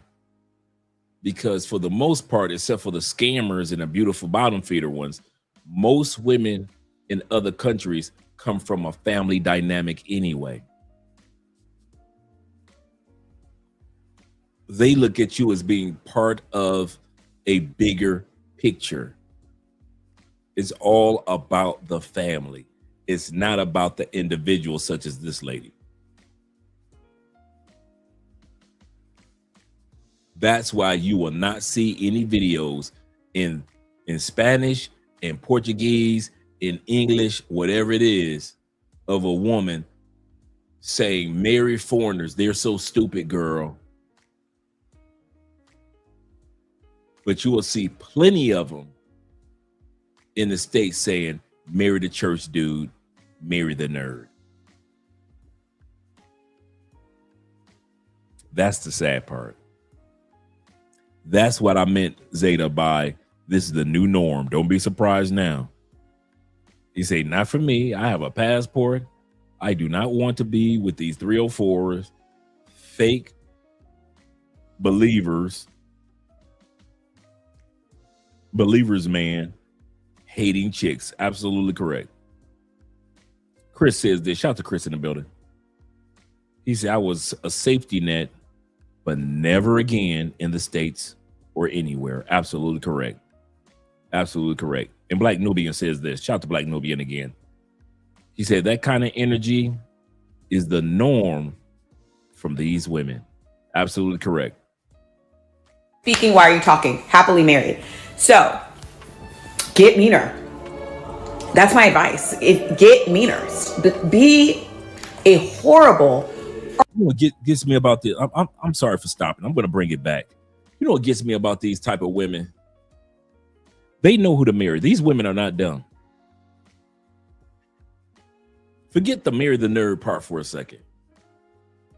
These women know that they have married men that will allow them to be able to go on social media and say anything that they want. Okay.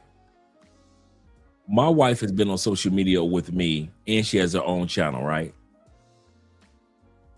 Have you guys had ever where we were on a live stream together or her separately ever said anything to tarnish my name or image? Never. Why? Because she knew who she was marrying and her husband wouldn't tolerate that. And I knew who I was marrying. A woman who would never do that to me. Embarrass me on a global scale. Like this woman is doing to her husband. These women are not dumb. They know that they're marrying men that will allow them to go on social media and open up their mouths and say anything. Just like the woman a couple weeks ago that we looked at who went viral for saying, I never cook anything for my husband. I only make a meal for myself and my kids. I don't cook. I don't wash my husband's clothes. I only wash clothes for me and my kids. These women know what type of men that they've married to where they can go on social media and embarrass these men on a global scale.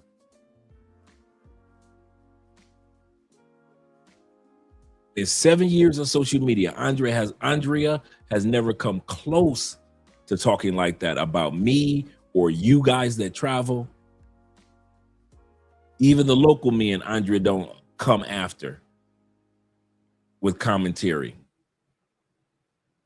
Why? Because I knew what type of person I married and she knew what type of person she married, and I wouldn't tolerate any type of behavior like that. And she wouldn't tolerate it for me. You don't see me coming on here burning my wife's bridges, telling her business, making her look less than. That's why FBA, come get your woman right here. FBA, this your woman? Come get her. FBA, Foundational Black Americans, come get your woman, please. Your queen to be. Shout out to my brother Zay. Zay says this. He said, I wonder why the women in the States are so degenerate, like, but not women in other countries are like other women in other countries are not. I don't get. Like as I mentioned before, I get it. As I mentioned before, Zay, it's that us for no more mentality. If you've never heard the term us for no more means it's about me and the people in my vicinity. You know, me and my kids, us for no more. Or just a woman could be by herself, single, her and her dog, us for no more. It just means whoever's in the four walls of our house, and that's how we are as Americans, all we think about is us for no more. We really don't think communal. We say we have communities, but we don't think communal.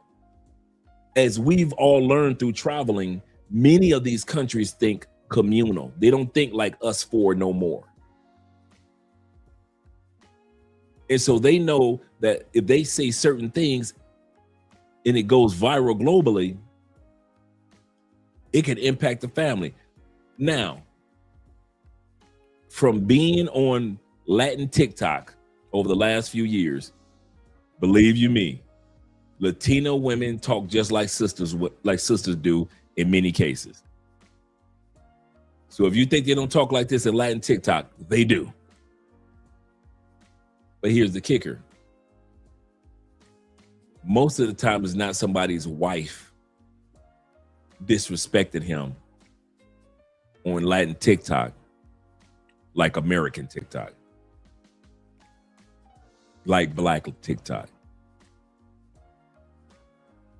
Just so disrespectful. This is just blatant. I don't care. And she's making video after video after video about it. That's the crazy part. Let's continue on, gentlemen. Ursula, down dog, man hating bitch. If you want to be happily married, I don't know what to tell you. That's all I got. Like, I'm at home, unpacking a Costco haul, doing nothing really. So that's my little advice to you.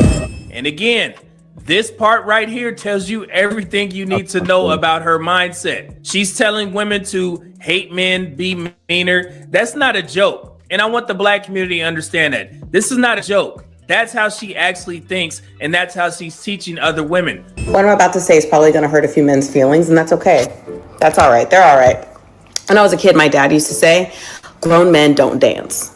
When I would ask him why he doesn't dance, like at parties and stuff, he said, I never learned how to dance. I was too busy working. I think that same thing applies to social media. That's the stupidest shit that you ever hear. Grown men don't dance. When do we learn to dance, gentlemen? Let's say that the scenario of grown men don't dance. Let's say that's true. Grown responsible men don't dance. Let's say that's true. She said her dad never learned to dance. In the black community, when did we start dancing? 5, 7, 3, 9, 12. We were dancing 15, 19, right? Long before grown man years, in other words, right? So that theory that her dad never danced because he was so busy making money, what, at 7? 9? 13. Your dad ain't learned to dance because his ass just didn't learn to dance. In the black community, he had plenty of opportunity to learn, but he just didn't. But to sit up there and talk about some grown men don't, get the fuck out of here. Okay. Damn near every James Bond movie, every Mission Impossible movie, they're always on the ballroom scene for the spy, isn't it? They're in Morocco at the ballroom. And what is James Bond doing with the bitch? Dancing. Ballroom dancing. What did all the emperors and rulers of Europe do? Dancing. What if black people in Africa, the kings and emperors, do? Dancing. So one Negro told his daughter that men of responsibility don't dance. And she believed that bullshit. Being from a black community. Man, y'all can't make this shit up. I believe it's a lie too. That's a lie. D.L. Hughley more than likely was dancing on Earth when Fire Prince James Brown, just like the rest of us. She just throwing her daddy under the bus just to make a point. Just to make a point, just to hurt. Actually, her point is just to hurt men. That's how hurt this woman is. A married woman that just said on her other video we just watched, most married women she know hate men. She just said in the other video we just watched that the ladies hold their men's balls, control the men. And then she just came back on this video right here and said, this video is going to hurt some men. My daddy said. I told you I'm bringing receipts tonight. Men who are gainfully employed are not in women's comments writing weird shit. Like, I feel sorry for your husband. My wife would never. You don't have a wife. You work at Metro PC. You don't even. You see how these women do? Man, thank God for Kevin Samuels. Thank God.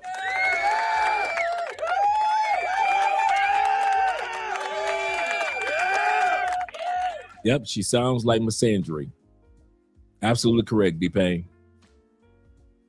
Kevin Samuels said, they will come with the shame. They will come with the insults. They will come with the guilt, and they will come with the need to be right when they feel backed into a corner. It feels so good that we as men now, because of Kevin, could recognize these sinister symptoms every time we hear it. It used to be when men heard women talk like this, we'd be offended. Like, how the fuck you fuck that bitch? Now men like, wait a minute. Man, she's just trying to shame somebody. Well, pause, wait a minute. Oh, that's an insult. She trying to make me feel guilty. Why you with the white woman? She trying to make you feel guilty. Oh, wait a minute. What'd she just say? Oh, she'll say anything just so she can be right. We don't even hear what they talking about no more. We don't even get upset when they talking because we recognize it's either shame, insult, guilt, or the need to be right. And then sometimes like this young lady here, she just gives you a montage of stupidity. Have health insurance. You don't have a wife. Get off the internet. Go be a man. She doesn't address a point at all. She simply attacks men. And as a black man, we're used to this type of rhetoric. I'm pretty sure you guys know Kevin Samuels' famous acronym, shame, insults, guilt, and the need to be right. What does she say? You're broke. You don't have a wife. But this is what happens when someone can't defend their behavior. They go straight to insults. But a man's income does not change the truth of what was said. Calling a man broke doesn't make the pattern disappear. It just exposes that she actually doesn't have a real argument. A couple of days ago, I accidentally went viral for a video I did last week. So this is her third video that we're watching. The one on the corner of the screen. The video we just watched with her insulting men. And now Here's her reaction. While her husband is hard at work doing what he needs to do, she's at home making TikTok videos about other men. I wish I would come home and find out Andrea has been online arguing with men. We don't even argue in this house. I'll say that again. I wish I would come home from work. Long day. And I find out that Andrea been arguing with men on social media in the thousands. And then I find out she's been arguing with you guys about me. Bruh. Let's put it like this. You would never have to worry about seeing Andrea again on social media. Bet that. You could bet that. That one you can bet.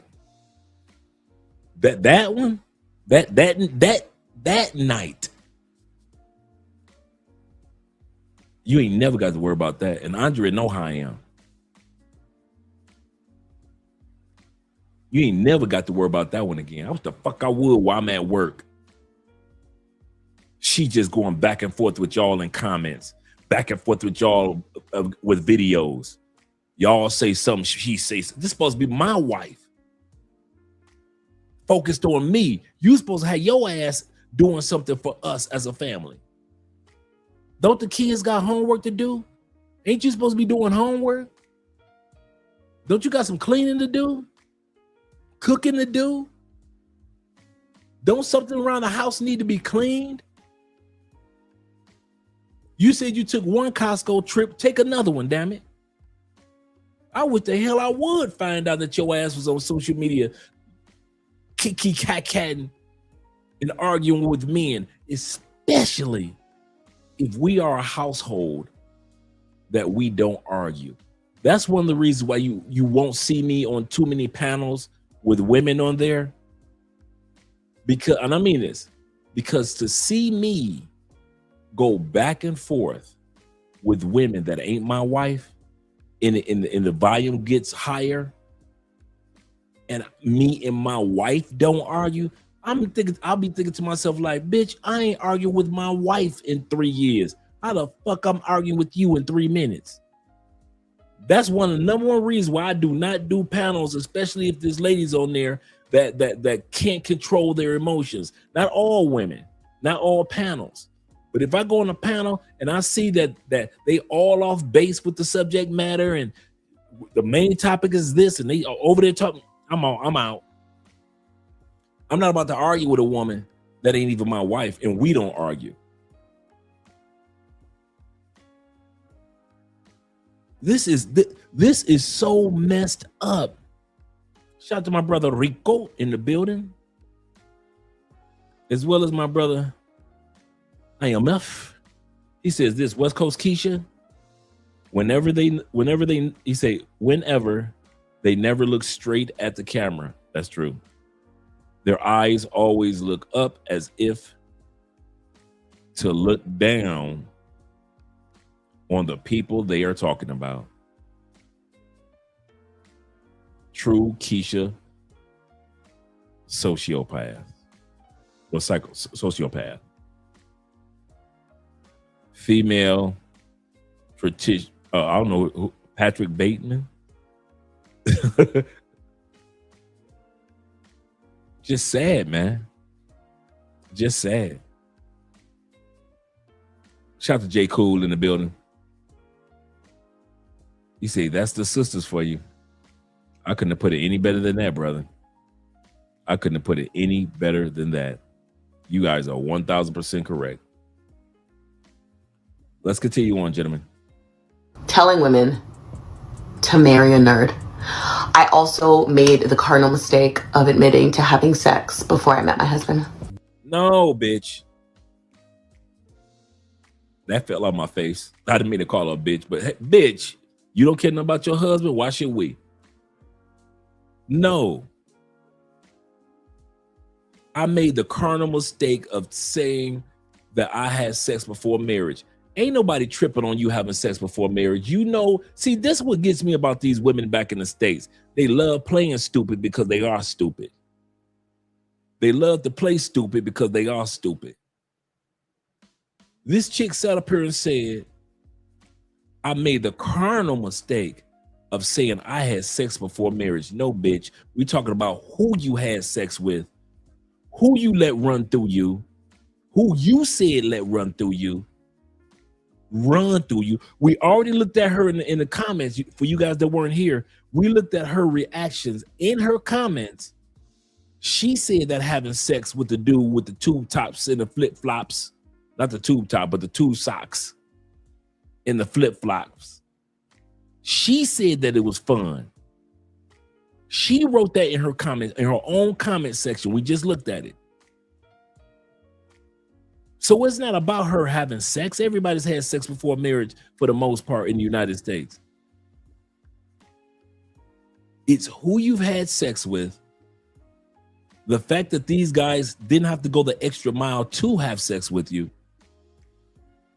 And then you married the simp after you got ran through and your hair pulled. Can you imagine how many times the thug dude was pulling the hair, pulling them curls from the back? Making her cry and scream at the same time. Making her cry and scream at the same time. Her nerd dude ain't make her cry and scream no more. She ain't screaming no more for that nerd dude.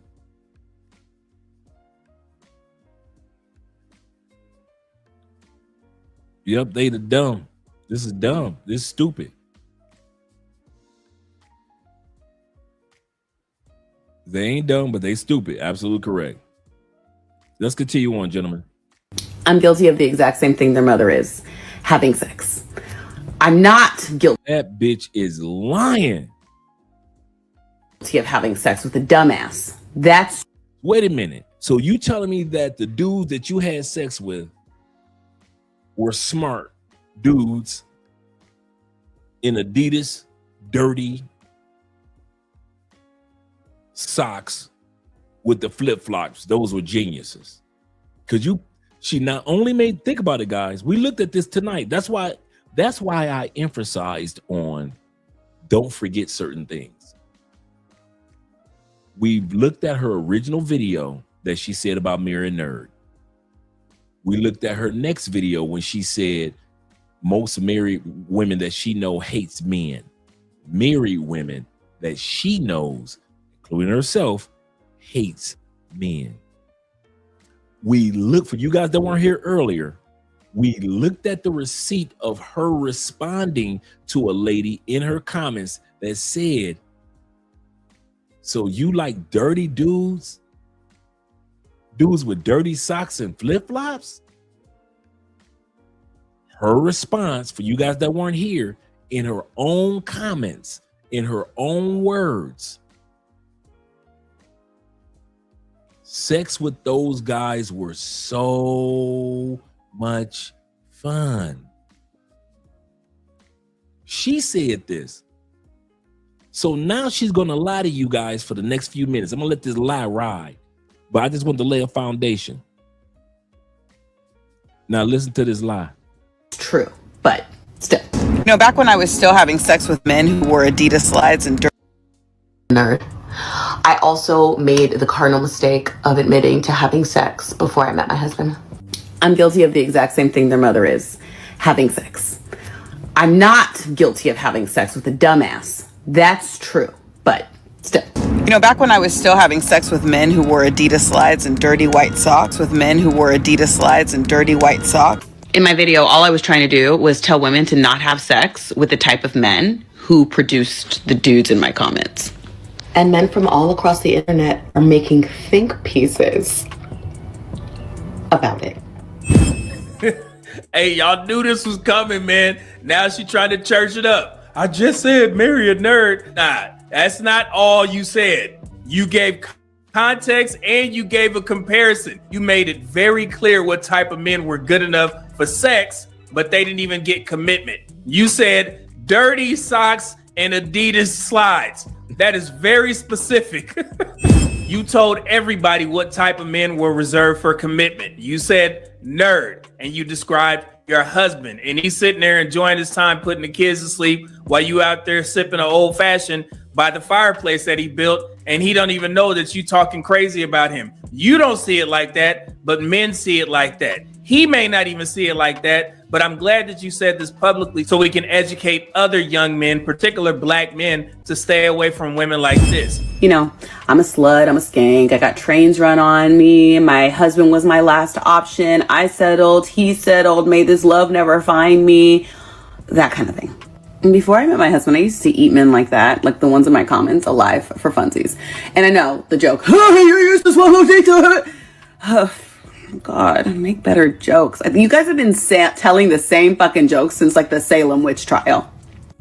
Like, you know in The Wizard of Oz when the lion tries to scare Dorothy and she like goes like, what the fuck are you doing? And he goes, oh, I'm actually like, I just need some courage. Like a lot of you are just trying to figure out how to be a man.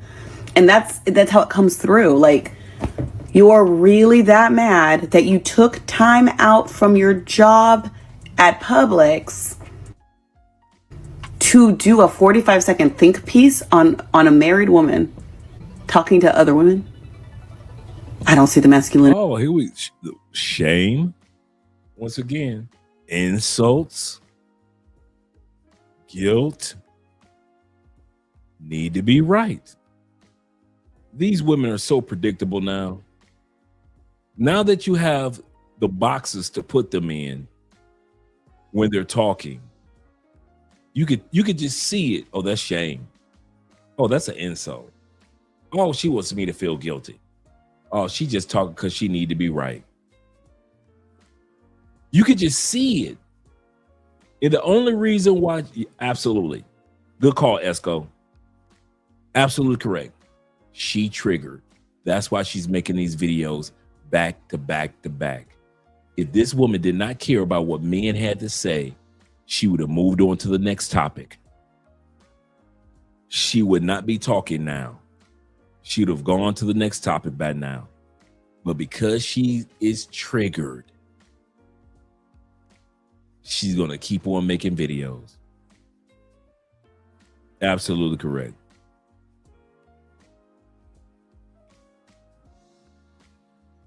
In it.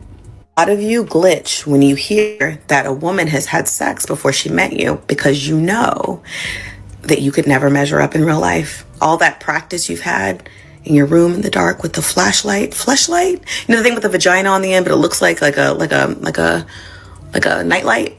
You already know that you would never measure up in real life, and a woman who has had sex with a human would know that.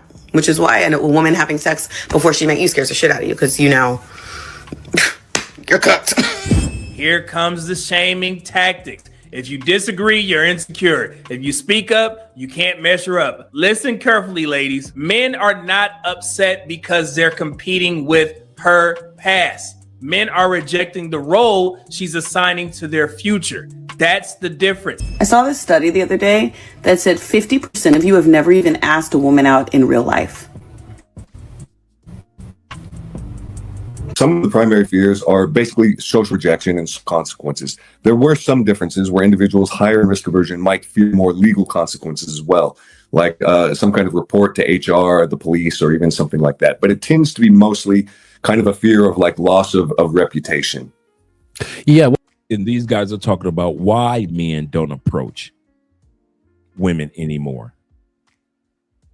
There's a method to the madness why men don't approach women anymore.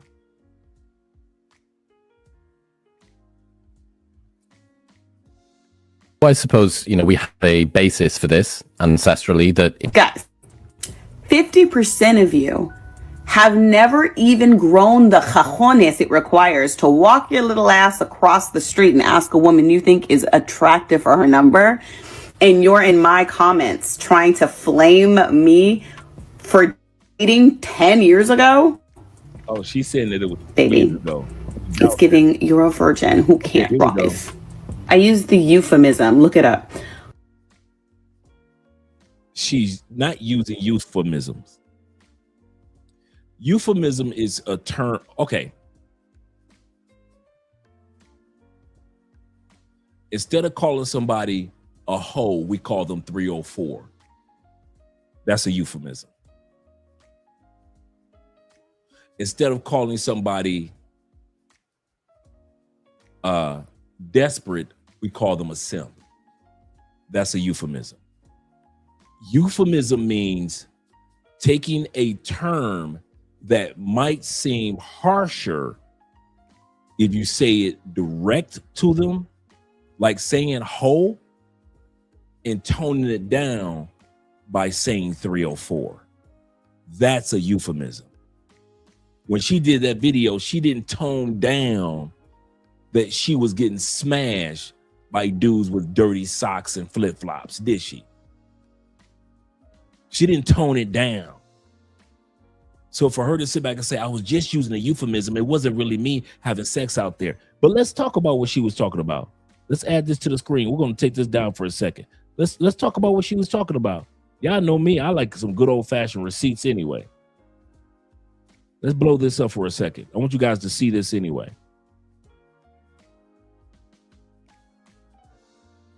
Here we go. This is an article. 45% of young men. This is the article that she was talking about. 45% of young men have never asked someone out. Why? And it says that, interestingly enough, that 75% of women in the same age range of 18 to 25, we're talking about young people. We're not talking about people her age as like she's trying to sell it. I'll say this again. We're not talking about people her or my or you guys' age the way she just tried to sell it. We're talking about young people between 18 to 25 years old. Young men. But then you have 45% of men who literally have never approached a woman or asked her out. Remember the age range, 18 to 25 have never done that. And then I'm going to drop the link for the whole article for you guys to read this. So you guys can read and see all the details in regards to the whys. But I just wanted you guys to see that this woman was trying to sell it as if the adult men in her comments are a part of that 50%. But I'm going to say this again. So I just dropped the link to that article, but I'm going to word it like this. So what?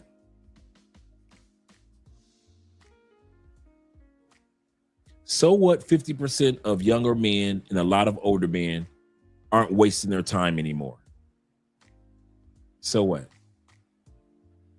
50% of y'all at home. So what? So what? Don't, guys, remember I said shame, insults, guilt need to be right? Remember Kevin said that? Did she not try to use statistics to shame you? Make you feel guilty for not walking up to women? Made it seem like it was an insult because she needed to be right?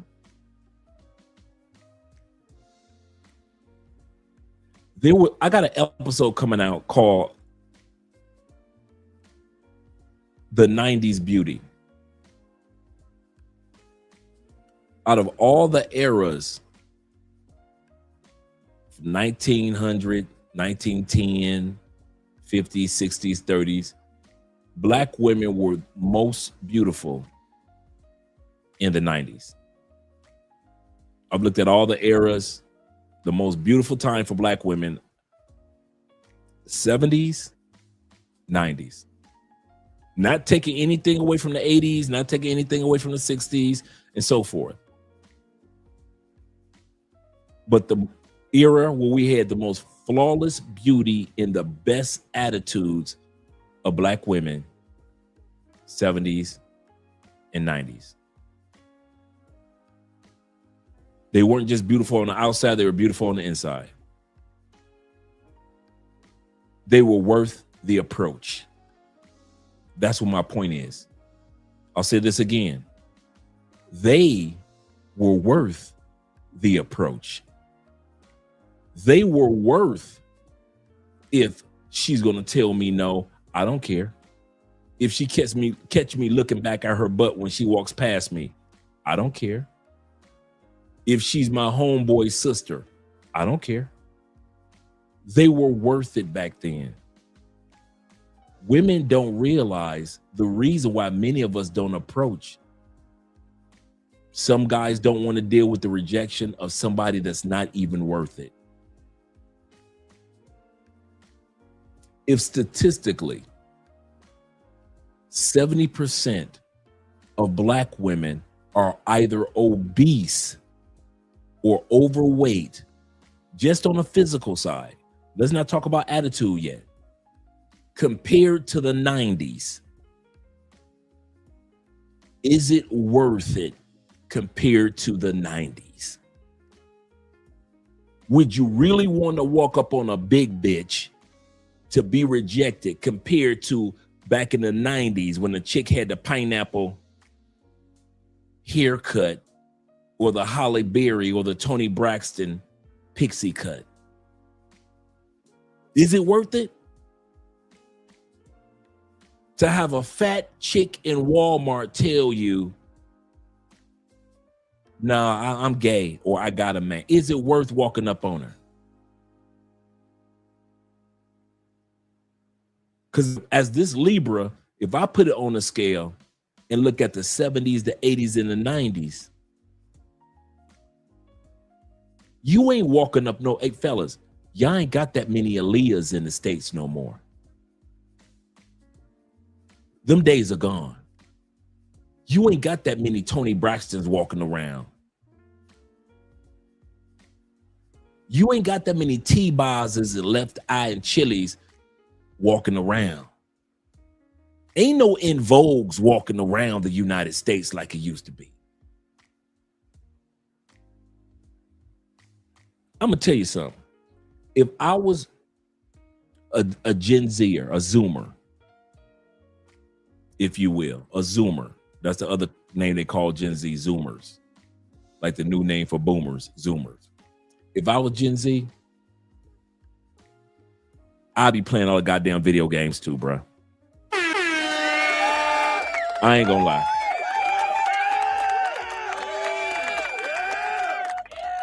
I'd be like Austin Holloman. I have my passport too. I ain't gonna even lie. In my early 20s, I'd be like Austin out there making a few mistakes, but then eventually I'm gonna be like Austin and get it right. I ain't gonna even lie. I won't even lie. Ain't no way in hell I'm gonna be in a country full of fat ass sisters and you mad at me because I don't walk up on y'all. We're not even talking about them attitudes. I'm not even talking about the mouth yet. I'm just talking about when I look across the street and I'm not seeing nothing but big bitches. And I'm supposed to walk across the street and expect rejection. How much money you make from a big chick? Let's say she ain't big. Let's say she's Slim Goody. But you got to worry about them big ass eyelashes and that fake baby hair. That's what they want you to walk up on. The eyelashes and the fake baby hair. That's what they want you to walk up on. I'm going to tell you something. If I was Gen Z, I would be sitting my ass down, making my money too. I would be online just like all these young men making my money too. I would be just like Austin, get myself on track and get the fuck out the United States too. I ain't going to even lie to you, bruh.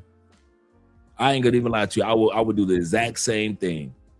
If I was a Zoomer, they'd be like, Andre, you didn't talk to some pussy this year? Not in this country. Damn, dog, you ain't fucked none of these bitches? None of them. You ain't walked up on none of your coworkers? Man, fuck my coworkers. Them bitches try to get me fired in HR. Fuck that. You used to be able to walk up on a chick at work and say something. You can't do that shit no more. Them bitches try to get you fired out of spite. Out of spite. So I say to the women right now, for the men between the age of 18 and 25 that she was trying to act like it was us older men that ain't that ain't getting no love or approaching women. And I'm gonna tell you something as an older man. Y'all ready? I wouldn't be approaching them big old bitches either. If you're a younger man, you got a pool of mouthy attitude, dangerous, always fighting, black and mild, weed smoking bitches to choose from. If you're an older dude, you got a whole pool of bitter bitches with a bunch of baby daddies to deal with. Man, even if I was still in the States, I mean this from the bottom of my heart, I would just focus on my money, probably find one bitch, two bitches to fuck, come over to my house every once in a while, bitch. And that's it. I ain't asking no fuck getting married, fuck no serious relationship, fuck dating. I don't give a fuck about none of that. I'll be busy stacking my money. I'll be watching my anime, Afro Samurai reruns and shit, old school Kung Fu. I'll be volunteering in the community to do this, volunteering to do that. But man, burning my time, even my gas for what y'all got, and y'all got to deal with in the States. If I was in the States, I wouldn't holler at none of them old bitches, and I would not holler at none of them fat, ignorant ass young chicks either. I don't blame men for not talking to them bitches. Andre, when was the last time you walked up on a chick? I would have been like, shit, last year. If I bullshit you not, if I was a dude in the States, and I mean this from the bottom of my heart, if I lived in that ragged ass country with them ragged ass bitches, I would not walk up on nobody either. I'd be a part of that 30%. I'd be a part of that 50%, that 45% with pride. And the only time I walk up on a chick if I'm using my passport. We got some baddies in America. They ain't worth it. The juice ain't worth the squeeze anymore. Even the ones that look good, the juice ain't worth the squeeze. Why? Because that same bad motherfucker that's making 6 figures is getting fucked by dudes in dirty socks and flip-flops. And since you are not a dirty socks and flip-flops type dude, they expect you to take them to the motherfucking Ruth Chris. Man, I'll be sitting back, stacking my money, investing in shit, and watching Trump on TV make a goddamn fool of himself. That's what I'll be doing. I'll be doing my fantasy football, fantasy basketball, fantasy baseball. Motherfucker, I put a puzzle together. I give me a 1,000,000-piece puzzle and put it together before I deal with them ragged ass women that y'all got in the United States. Be like, Dre, what you doing, dawg? I'm putting together a 1,000,000-piece puzzle. By the time I get done, that'd be the next time I holler at one of them ragged ass hoes in the United States. Every time I see y'all get married to one, I be thinking to myself, sucker.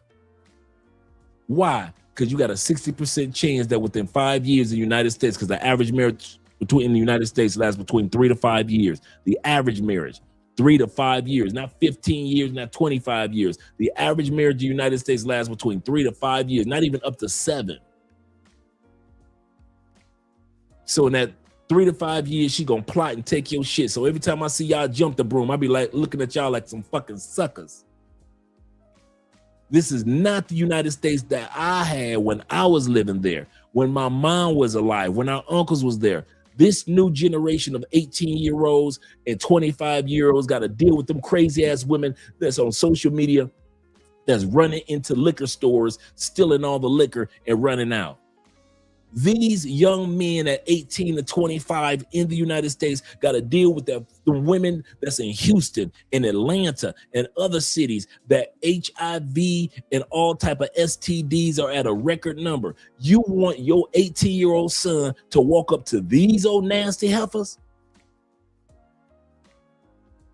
Ain't no fucking way.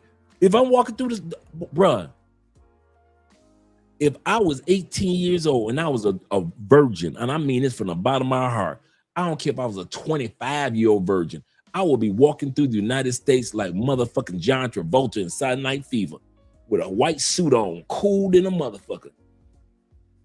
While the rest of y'all get diseases and be the 5th baby daddy. Can't no bitch say she got me. I'll be stacking my money and I give my virginity away once I leave the country. Ain't no fucking way. Ain't no way. Can't none of y'all convince me. None of y'all convince me about how the world of the United States is looking right now, black or white. Can't none of y'all convince me that it's worth getting married in a country where you know your ass got a, I don't care what culture you are, you got a 60% chance that that bitch gonna leave you and take your shit. It's just as many white dudes that's crying over their kids being taken as it is black dudes and Latin dudes and Asian dudes in the United States crying about their kids being taken. Ain't none of y'all safe in that motherfucker. I don't know why y'all try to pretend like not my marriage, motherfucker, please. And do not forget, all you dudes that made it past 7 years, 36% of all divorces that take place in the United States are over the age of 50. So that bitch just hanging around on your ass until you pay the house off, the 2 cars off, pay for the kids' college, get them kids out, and as soon as them kids leave that house, she is filing for divorce and getting half of whatever your ass done saved up over the last 30 years of marrying her or 15 years of being married to her. So don't think because your ass done got old and she done got old with your ass, she won't divorce you. That 36% is a large amount, ain't it? 36% of all divorces in the United States is all y'all asses that's over 50. Your wife over 50, your ass over 50, and she is leaving your ass. That's why I'm so glad I'm not in that ragged ass motherfucker. And if I was still there, I wouldn't holler at nobody either if I was a younger man or older man. So once again, where's the fucking shame? Where's the shame? The only reason y'all fuck with women in the United States, can I be real? Because y'all get horny. Y'all don't fuck with women in the United States because they personality. Because they spend money with you and on you. Not as a norm. Because they know how to be faithful. Not anymore. Because they're disease free. Not anymore. Y'all fuck with women in the United States because of geographical convenience. She's in the same state, in the same city, and she doesn't stay no more than 15, 20 miles, maybe a half an hour away. I can drive to her house and I can fuck her. If you had to fly to get to an American woman, y'all know y'all motherfuckers would not get on that plane. If you lived in another country and you had a visa and all you had to do was get on a plane and you can get to that same coochie that you fucking that's down the street from your house, I bet your ass wouldn't get on that plane and fly to get that pussy. The only reason y'all sitting up there fucking them American women is because of geographical convenience. Okay, none of y'all tell me otherwise. I love my wife. Would your ass have flown to another country for your wife? All you Negroes that's been married 10 years, would you have flown from another country to meet your wife? Fuck no. You would have flown from from Europe, from UK to meet your wife in America. Fuck no, you wouldn't have flown from Mexico. You wouldn't have flown from fucking Canada to meet her ass. The only reason y'all met y'all wives is because of geographical convenience. She was a co-worker. She was your co-worker's sister. Y'all was in the same church. Y'all went to the same height. Convenience. But as much as you love your wife, see, I flew back and forth for mine. Ronan Travelers, his girl. Aaron Passport Bros, he's in this country, that country, but he had his girl in the Philippines. I mean, in Thailand, shout out to them. A lot of us put some miles in for the woman that we in love with. Ain't nobody putting no miles in for them fucking American women. I don't care what race. Ain't nobody flying to fucking America for them chicks. Nobody. Nobody. Nobody. Biden could have opened up the gates and said, anybody that come to America and marry our bitches, you can get a visa. Ain't nobody crossing that border. Homeless motherfuckers wasn't crossing that border marrying American women. You caught that? Did you ever notice how many foreign men came across that border during the Biden administration in the millions, and yet they asses didn't marry damn near no American women to stay in the country? Hey, ma, I got a wife. I got a wife here. Nobody was marrying American women in masses, and you had over 11 million immigrants, and not all of them was married. And most of them dudes was like, I ain't marrying these raggedy American ass bitches. I'd rather be homeless back in Mexico or Panama or motherfucking Venezuela before I marry an American ass woman. Half the women on 90 Day Fiance, them dudes don't hang around for. Remember the one from Atlanta, the US baddie? I think she was a doctor or something. And she went to DR and she married the Dominican chick, Dominican dude. Remember that 90 Day Fiance? Did not that Dominican dude leave that bitch? You know why? Because ain't nobody flying to our country for our women. Everybody flying every other country to get a wife. Switzerland, Sweden, Austria, Poland, back in the day, Ukraine. People flying everywhere. South Africa, Morocco, Ethiopia to get a wife. Philippines, Malaysia, Cambodia to get a wife. Motherfucking Chinese are flying to Korea, and the Koreans are flying to Japan. Brazilians flying to goddamn Colombia. Colombia flying to Peru to get a wife. Ain't nobody flying to our shit. Nobody. Don't nobody in masses fuck with American women. And why should they? Why should they? You can put that one in the comments. Why should they? All you married dudes, all you dudes that got a girlfriend in the States right now, that's listen to me right now. Why the fuck should a foreigner get on a plane to marry or date the women in your country, America, that if your ass had to fly to get with your wife that you got today or your girlfriend that you have today, your ass wouldn't have got on the plane. So why should a foreign dude do it? Put that in the comments. I dare you. I want to hear this one. Your ass wouldn't have flew to get your wife. How long you been married? 7 years? If your ass had to fly to get the wife that you've been married to for 7 years, you wouldn't have got on the goddamn plane if the ticket was free. You wouldn't have got on the plane if the ticket was free.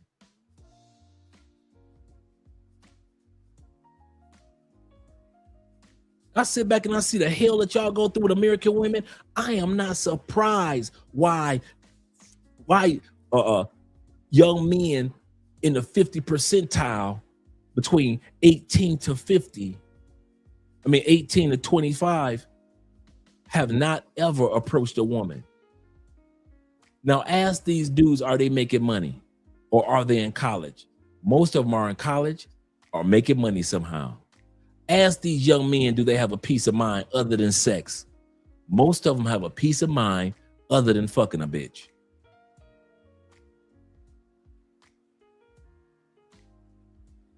These young men have said, I am not Generation X and I'm not a baby boomer. I'm not going to just be dealing with my generation just because I got to deal with my generation. The generation of us Zoomers, our women are trash. At least Generation Z admitting that their women are trash by not saying nothing to them.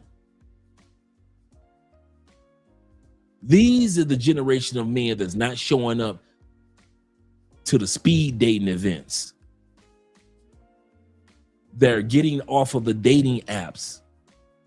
You 25, you should be on the dating apps, shouldn't you? These men ain't showing up to the dating apps no more. Fuck them dating apps. Fuck them speed datings. No, I ain't asking nobody to no prom. Fuck that. and they still living life. They still living life. Let's see if Alchemist got an answer for him. What you got to say, Alchemist? He said, let's help him out real quick. Got the answer. For real, fuck them, pop the balloons. Man, I'll pop a balloon on one of them bitches' eyelash. Them sharp ass eyelashes. I'll pop a balloon on them eyelashes. Hell yeah, man. And I'm not hating. For all you guys to think Andre must have got hurt back in the day. I had great relationships in the States. I had one crazy person back in the day, but everybody else, wonderful. And I will still tell you, even with wonderful women, and I mean this, I wouldn't have got on a plane to get to their asses. As wonderful as the women were that I had, and some of you guys can relate to me, when you just, for the most part, just had some good women in your life. Attractive, wonderful demeanors, very ladylike. I wouldn't have got on a plane to meet my ex-wife. I wouldn't have got on a plane to meet none of y'all. It ain't a woman in America that I would have hopped. Think about the baddest motherfucker in the States that you could think of. I don't care if she's an actor or actress, whatever. I wouldn't have got on a plane for none of them bitches. Your favorite one, your Jessica Alba or whatever your favorite person in your mind is. I wouldn't have got my ass on a plane and flew if I was living in the Philippines and flew to the Philippines to America for the baddest motherfucker.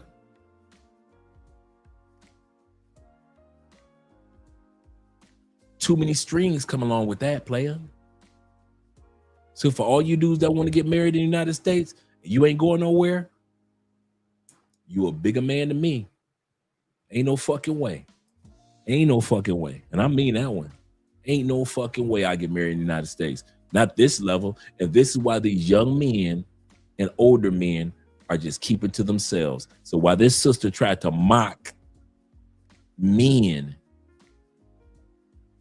for keeping to themselves, men going through a loneliness epidemic. Hey, fellas, you wonder why? I'm going to tell you something. If I didn't have my own life prior to leaving the United States, I'd probably be going through loneliness too, because ain't none of them bitches worth it. I'm going to say that again. I'd probably be going through loneliness too, because ain't none of them bitches worth it. They got y'all here. So I'm going to tell you a true story. True story. Shout out to this brother. I got a message from a good brother. Did a consultation with him. He came out to Colombia. Was out here for quite a while. Had a great time, right? He sent me a message yesterday. This is how fucked up American women can have men. He said, Andre, I'm heading back to the States. Being out here in the world, I can't do it. Women look at me like I'm ugly, like I'm not attractive. So I'm going to go back to the States and just be with just regular American women. Thank you for everything. And if I have any questions or anything, I'll reach out to you. This brother was nowhere near ugly. Nowhere near the word ugly. He didn't have like one giant nostril. I'm talking, this brother was nowhere near the word. When you see, if I showed you this brother, nothing about him says ugly. Good dude. But because the women in America have fucked his head up so much with their egos and they weave, he's just a soft-spoken type of dude. And I'm talking about like, shy dude. He's kind of like my Uncle Jeffrey, one of them cool, quiet type dudes, or kind of like Zay. Zay kind of like one of them cool, quiet dudes. They don't say much. Like I said, in my family, everybody's laid back but me. I'm the big mouth dude in the family, right? Everybody else laid back, them cool dudes like Zay, my Uncle Jeffrey, and T-Mac, another one of them kind of like laid back type of brothers. Will.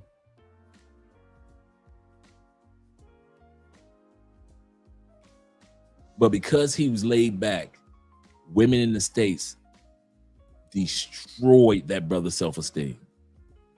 So by the time he came to Colombia,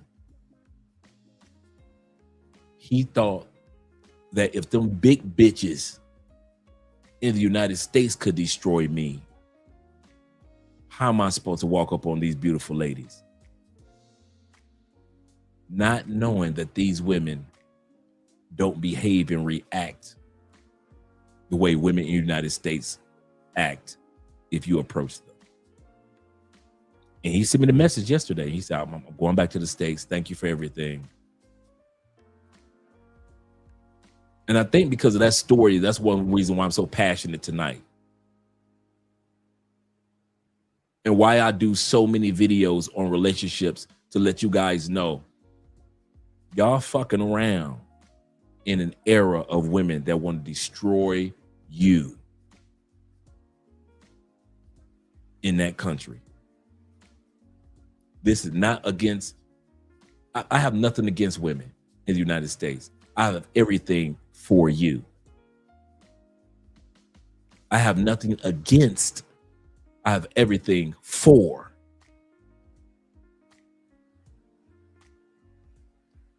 You ain't never seen a video come out talking about the passport bros going through a loneliness epidemic, have you? You ain't never seen the video where they say Blue Book gentlemen are not approaching, 50% of Blue Book gentlemen don't approach women. They just got passports and they don't go approach women when they get to the country. Do you have any videos on that? None of that. So most of us that leave the United States, the door is open for us. But I'm here to tell you, y'all keep fucking around with the women in the United States you want to. And I mean this from the bottom of my heart. They have a game plan to have your brain so fucked up that some of y'all gonna come out here to these good women. And this is the funny part. He's not the first. It just hit me. He's not the first brother to say that. About 6 months ago, we had a TikTok video of a brother that said, I came to Medellin. He was on a panel. He said he went to the Philippines. He said that woman was cooking for me, taking care of me, giving me massages. He said, I had to leave. It was a brother on a panel because I wasn't used to that. And so I came back to America. Some of y'all gonna come back to the United States because them women have fucked y'all heads up so much that you won't even be able to enjoy when God is blessing you, because you don't remember the last time you were blessed in such a way by a woman. And these are the reasons why I come across so passionate, because these stories are going to become more and more and more frequent. A lot of y'all gonna take your ass, gonna run your ass right back home to the States. And you rather deal with some fat bitches talking dirty to you than some beautiful Asian women spoiling you, because you ain't used to that. Because you ain't used to that. My man Ishmael said this. He said, no one wants to approach musty red stunt double. For real. That's serious. For real says this. Pharaoh. Ishmael says this. He said, I quote James. The kitchen or the bedroom, Florida. The kitchen or the bedroom. I remember that episode. D-Pay said, man, I bet she's annoying to be around in real life. And yes, that is that misandry showing up. Yes, that is. That just was so disappointing when that brother said that. Yep, that's Stockholm syndrome. I mean, this brother, I mean, when I say there was nothing about this brother that was unattractive, nothing. That part that blew me away.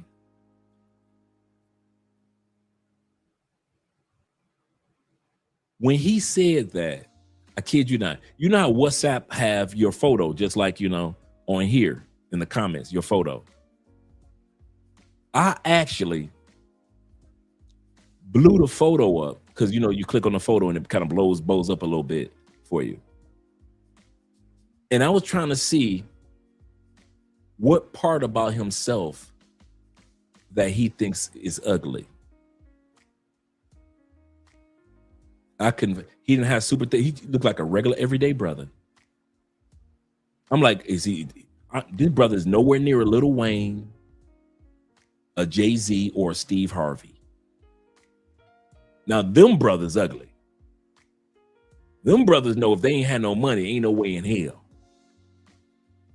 Steve might get away with it because he's taller, and Jay-Z are taller. But other than that, them some ugly motherfuckers. Lil Wayne, Jay-Z, Steve Harvey. Now, if you look like that, I can see you might scamper your ass back to the States. This brother was no face clean, smooth, no acne, no nothing. I didn't know what the hell he was talking about.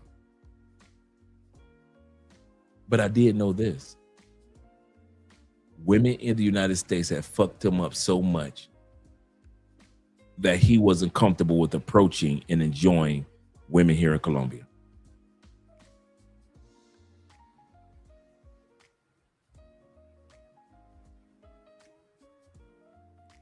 He said a brothel joint probably better than a regular joint. That's for real.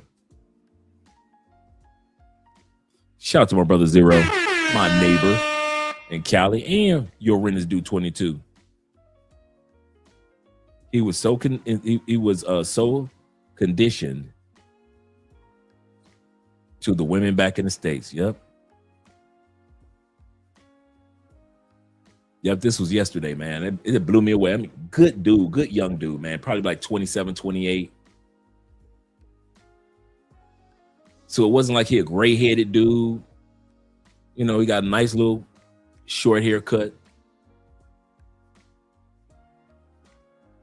And he said, man, I'm too ugly for here.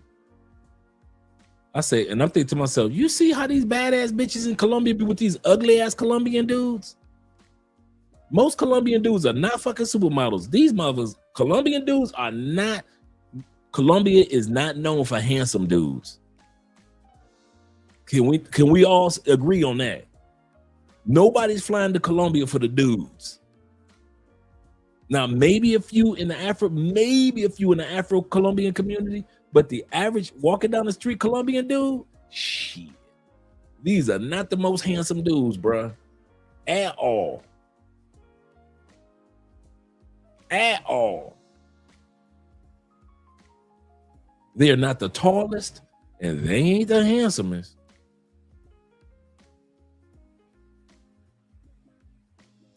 Why you think everywhere we go as American dudes, their little girlfriend that be with them always glancing to see us? We in the mall sitting there minding our own business. What happens? The Colombian dude can be walking with his girlfriend holding hands, and she'll glance and look back at us. You know why? Because them Colombian dudes ain't the most handsome cats. They got some, but not they ain't the most handsome dudes. I see you laughing, Zero, because you know I'm telling the truth. You know I'm telling the truth. But yeah, man. Sad story, man. Sad story. I hope everything works out for him back in the States. I really do.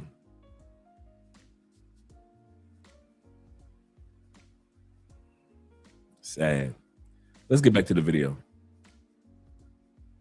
I'm going to remove this and bring the video back up to the stage.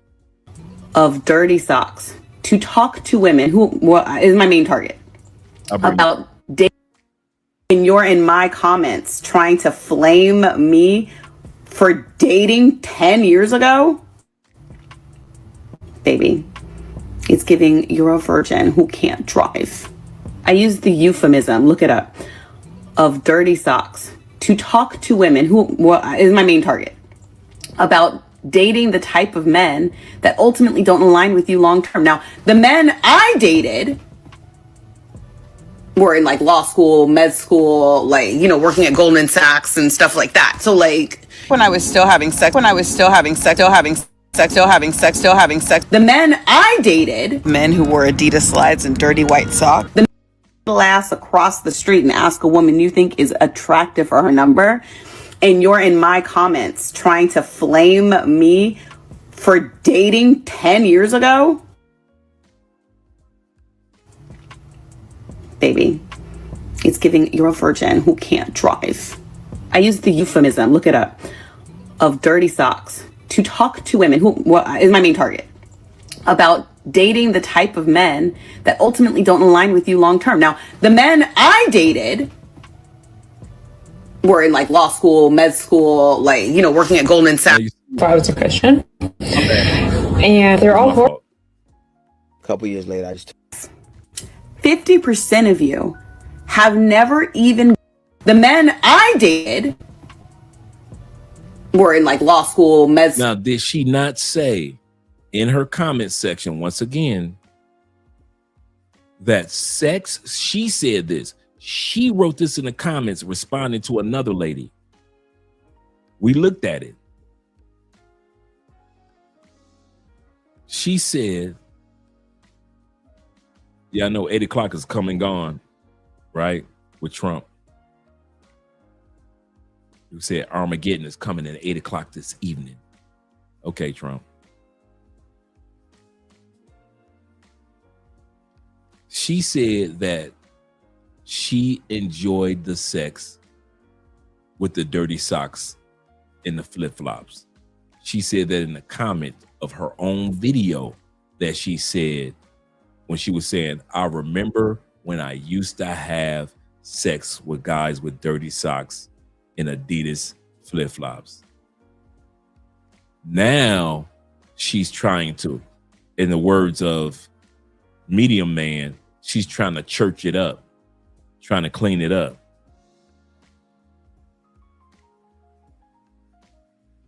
So here we go. School, like, you know, working at Goldman Sachs and stuff like that. So like when I was still having sex, the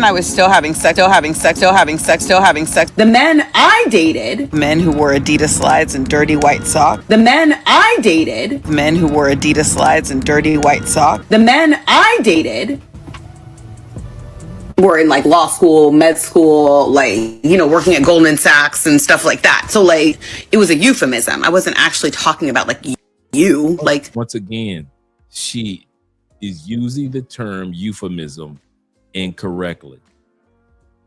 Euphemism is when you are trying to tone something down to make it seem like it's not as harsh or as dangerous.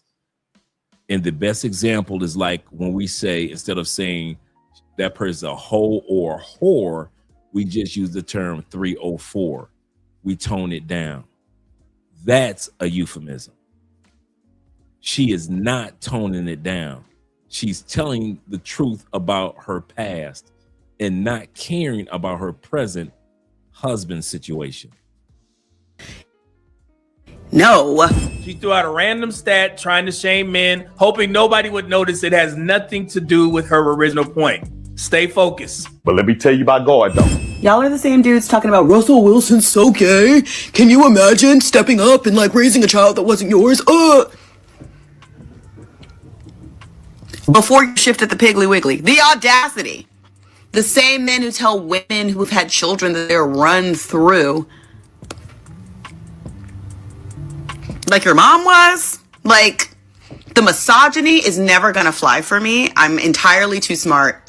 And frankly speaking, I blame my father. How did your wife take that whole thing? Well, my wife didn't know about that till Drinking an old fashioned, waiting for. It has nothing to do with her original point. I blame my father. How did you? Okay. She said she blamed her father for how she is. So I went and looked up some receipts on her father. And here is one of them. Her dad, D.L. Hughley. He's going to tell about when he used somebody and lied about it for years. And then continue to use somebody, and you're going to be surprised at who he uses. Your wife take that whole thing? Well, my wife didn't know about that till years later. So he was out there on the road or whatever, smashing some chick, used her up, and got her pregnant. This nigga hid the baby for years. Years. Now, this is what she said. I learned this from my daddy, how to use people. Oh, okay. You kept it quiet. Yeah, because again, I was a coward. I'm not disputing that. So he said he was a coward. Wonder where this woman that's talking got that from. That's how she talks. Years later, the girl I had the baby with, I just couldn't take it. So a couple years later, I just told my wife. And back then, you could go to the gate without buying a ticket. It was before 9/11. So you could just meet people at the gate. Remember that? So my family would always meet me at the gate. So I had told my wife months earlier, I get off the plane, my wife is there. The girl I had the baby by is at the airport. The woman that he kept secret, the woman that he used for his pleasures, she used him, of course, got her pregnant, hid the kid, and the woman got tired of that bullshit. Even though DL told his wife about the baby, he never told the woman that he told his wife. So the woman said, fuck this. And she showed up at the airport right where DL's wife was. And she sees me and I see her and she sees me. And I don't know what was on her mind, but I got the sense. She was like, oh, I got you now. So when we walked off, I walked up to her, my wife. I said, this is the girl I had the baby by. And my wife said, I'm sorry for your loss. That was that. It wasn't, well, then years later, it's a long story, because it never, Yeah. So then years later, the girl, it jammed her up too, like it did me, but I wasn't the mother, and I wasn't with him every day, and she started asking for money. She needed some money, and I told her my wife would have to take care of it. So the girl who he was sleeping with needed money, and DL had his wife pay for it. Because I couldn't. So her and my wife talked, and my wife started giving her money. Now, wife started giving money. So DL used his wife, used the other girl for sex, and his daughter learned how to use people. So his daughter learned how to use people like DL used the mama, and DL used the other lady for years. Here's the horrible thing about that. So your wife was giving her money years later after the fact. Okay. And so the condition was that she could never ask me. My wife would take care of it. So my wife took it from my allowance that I never gotten back. So I don't know if she's still giving it to her or not. Okay. But I know that I don't get that money. She took a chunk out of the file. And I can't go, hey, are you still? I can't. Can't do that. I have entirely too much money at my disposal. So now we see where she got this from. And now she's trying to brag about having too much money at her disposal. I guess you do, ma'am. That white simp that you marry, Zaddy, if you will, is making sure you got money at your disposal. You're not lying. To give a shit. The amount of you that look like demigorgons, like true demigorgons, telling women that they are passed around. Sorry, hold on. And this is why women like this will always get married, because of the simps that's in the world. These women will always get the ring, always get the guy. Women like this, coochie blew the fuck out. You don't even get wet no more. These women will always get married because they'll always be a simp. They'll always be a Russell Wilson. The Sierras of the world can have 15 babies. It don't matter if Sierra had 1 or 2. As long as there's a Russell Wilson in the motherfucking world that make men look bad, it'll always be a female like her with the ring. It can get on social media and talk her talk, and her man will still look like a bitch.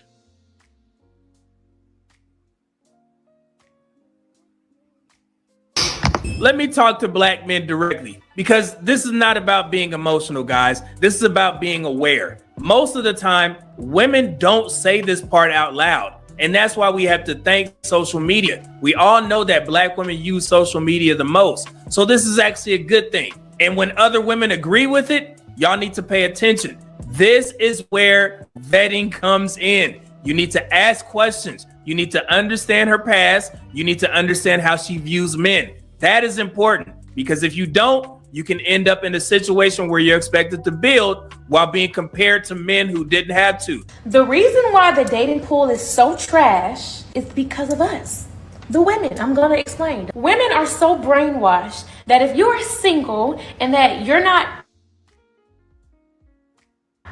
committed or have a ring on your finger, that you could talk to whoever you want to talk to, you could date who you want to date, you can have sex with who you want to have sex with. We're brainwashed to think that. Listen, ladies, when I tell y'all, that's nasty. They got it for free, but you got to build houses and fireplaces and shit. In this video, we're going to look into the recent online chat. Now we're going to see women follow you guys to Afrotech. Shout out to my brother Evan in the building. It's good to see you too, brother. He said, I'm a 32-year-old tiger, soloist, if you will. Being a player tiger is amazing journey. I think I might stay being a tiger forever. It's better to be the player than the simp. You can't beat that. Shout out to you, brother, with the $20 love. Shout out to LJ, the Southern Vegan, in the building as well. Oh yeah, Will Smith is like the Mount Rushmore of simps, along with Russell Wilson. And now these women are following you to Afrotech every year because they notice that some of you guys are graduating Theo's classes and getting into tech. And they see the paychecks that you guys get. And now women who aren't even in tech are following you guys to the Afrotech convention.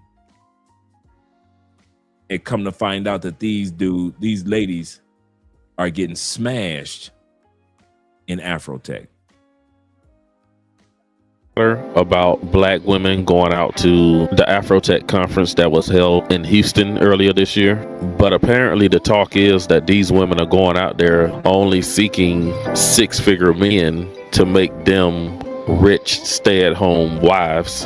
And there's nothing wrong with these women going after their relationship goals. But the bigger issue may be the black successful men at these conferences. They may not be looking for the same thing. You're not going to find your man at Afrotech because everyone just comes here and stares at each other. So come here for the jobs, come here for the networking, come here for the free drinks, but don't come here thinking you're going to leave with a man. This is true, ladies. Not only will he have a 401k, but he might even have some tech stock. Don't miss out. Y'all better go to Afrotech. Boy, let me tell you something. You came to Afrotech to find husband. You are looking for nerds. You are looking for people that stare at their computer screen writing code every day. You are looking for people that their eyes have been looking at blue screen every day and night. And you are looking also for somebody with confidence of Arnold Schwarzenegger. Don't you know that people who sit down and write codes are introverted? Don't you know that when you sit down every day, Monday to Friday, and occasionally on Sunday, and you are writing JavaScript, don't you know that it will turn you into an introvert? You came to Afrotech to find husband. You are looking for Idris Elba that writes codes. If your dumbass came to Afrotech in Houston this weekend thinking you was finna find a husband, because that's what they said on TikTok, and you got love bombed and you slept with him, I'ma hold your hand and tell you you're an idiot. Listen, if Afrotech has taught me anything, it has taught me to stay in the gym. Because the competition, the ladies, everyone's so fun. You guys stay in the gym, man. All them TikToks talking about whatever you do, just don't get fat, they are not lying. But how do we feel about women flying out to Afrotech with the purpose of looking for husbands? Because apparently the men are in on it. Men know that women are doing that. Oh yeah, they're aware. Oh no, I talked to some of the bros. They said, bro, it's whole apocalypse out here. You see what the guys are saying. The guys know, and they smashing them chicks out there. It's a whole apocalypse in Afrotech. Them dudes ain't marrying them chicks, but they will smash them in Afrotech. They think us nerd dudes are stupid. They think us tech dudes are stupid. So these guys, hey, when all you ladies come out to Afrotech, come on out, because we gonna smash you. You getting smashed by the nerd dude, by the tech dude. That's what these dudes are doing. Apparently the men are in on it. Men know that women are doing that. Oh yeah, they're aware. Oh no, I talked to some of the bros. They said, bro, it's whole apocalypse out here. The effectiveness and the efficiency of these hunters is crazy. And, they're just waiting for what's coming to them. Check the economy, and it's looking good out here to be a tech guy. Like, if I'm saying I want to marry a cardiothoracic surgeon, I can't just go to a convention for cardiothoracic surgeons and be saying, oh, I'm a nurse, but I'm here for the conference. I'm going to look crazy. And folks finding love in Afrotech. Listen, if you've been here long enough, I already told you. Y'all asked me, what dating app should you use to find love? I told you LinkedIn. LinkedIn is the app. Did I Why? not say that? These chicks are checking for you on LinkedIn. They in your LinkedIn DMs, fellas. They in your LinkedIn DMs. He said, I have been a nerd dude my whole life. I embrace the role. Yes, sir. So am I, brother. Shout out to us nerd dudes. Dude sounds hella. Yeah, I know, right? Alan says they be at those Comic-Cons and all the nerdy events. Yes, they do. They come out to the Comic-Cons too. Oh, we're going to look at that tonight. Zeta says, but Dre, I thought I heard, I thought that nerd guys was corny and lame. Now they're on our meat. But it's just like the one brother just said. The economy is making tech guys look good. Making you AI guys look good. You cloud engineers look good. Cybersecurity guys are looking pretty good now. Hell yeah, I'm proud to be a nerd. I ain't gonna lie about mine. I ain't never lied about mine. Even when I was a thug, I was proud to be a nerd. Are these females aware of HIB raids in Houston? Yes, and they've had the convention there twice in Houston. Because there are all these conventions, these conferences, these summits, these gatherings of professional people, these doctors, these lawyers, these engineers, tech people, right? And they all make good money. You find out where the conventions are, the conferences are. They're normally at a convention center in a hotel or near some hotels. You go to the bar of the hotel that the convention is at. You looking fine, you looking pretty, you looking handsome and dapper. Jay-Z. And there's going to be all these fine. Shout out to JC in the building. He said, "Warm regards, Dre, and to everyone present in the lecture. May you all live life to the fullest and prosper." You as well, brother. You as well. Professional people that make good money just walking around. And if you find, they find, more than likely, they'll come talk to you. That's the play. So this Afrotech shit, that's the playbook. I already gave you a playbook. But the truth be told, a lot of the men that's in tech, these guys are not going to these events playing games like that. A lot of these guys are open to finding a relationship or even a marriage. They just not looking for a woman that's, combative or arrogant. When a lot of guys become successful like this, they start to think about serious things like starting a family one day. And when a man is thinking about starting a family, he want to make sure, he picked the right woman and wife to raise his kids. So in the meantime, he will go to events like Afrotech and all that stuff to, hopefully find what he's looking for one day. I am the ultimate nerd. There's no other human being living in this timeline that is quite like me. I play PC, I play console, I play handhelds, I play laptops, I play VR, I build PCs, I have arcade. Now, my man Nerd Game, this dude Nerd Game, yeah, I ain't gonna hate. This dude might be the ultimate nerd. Let me bring that beat back. Protect and all that stuff to, hopefully find what he's looking for one day. I am the ultimate nerd. There's no other human being living in this timeline that is quite like me. I play PC, I play console, I play handhelds, I play laptops, I play VR, I build PCs, I have arcade machines, I have a racing sim, I collect headsets, I love Marvel, I love DC, I build Gunpla, I have statues, I have action figures, I play card games, I collect Lego sets, I read manga, I watch anime, I have Labubu, I love Crocs, I soda pop, I have a Shark PC, I have a life-size Iron Man, I touch grass, I love my wife, I love sneakers, I play music, I listen to K-pop, I love watches, and I play sports. I'm the culmination of everything nerdy, geeky, pop culture, and beyond. And that is why she's like a 7.5, but she has a lot. My man the one.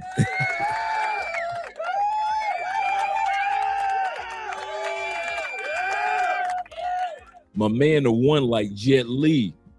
Yeah, he a nerd Thanos for real. Good way of putting it. He a nerd Thanos.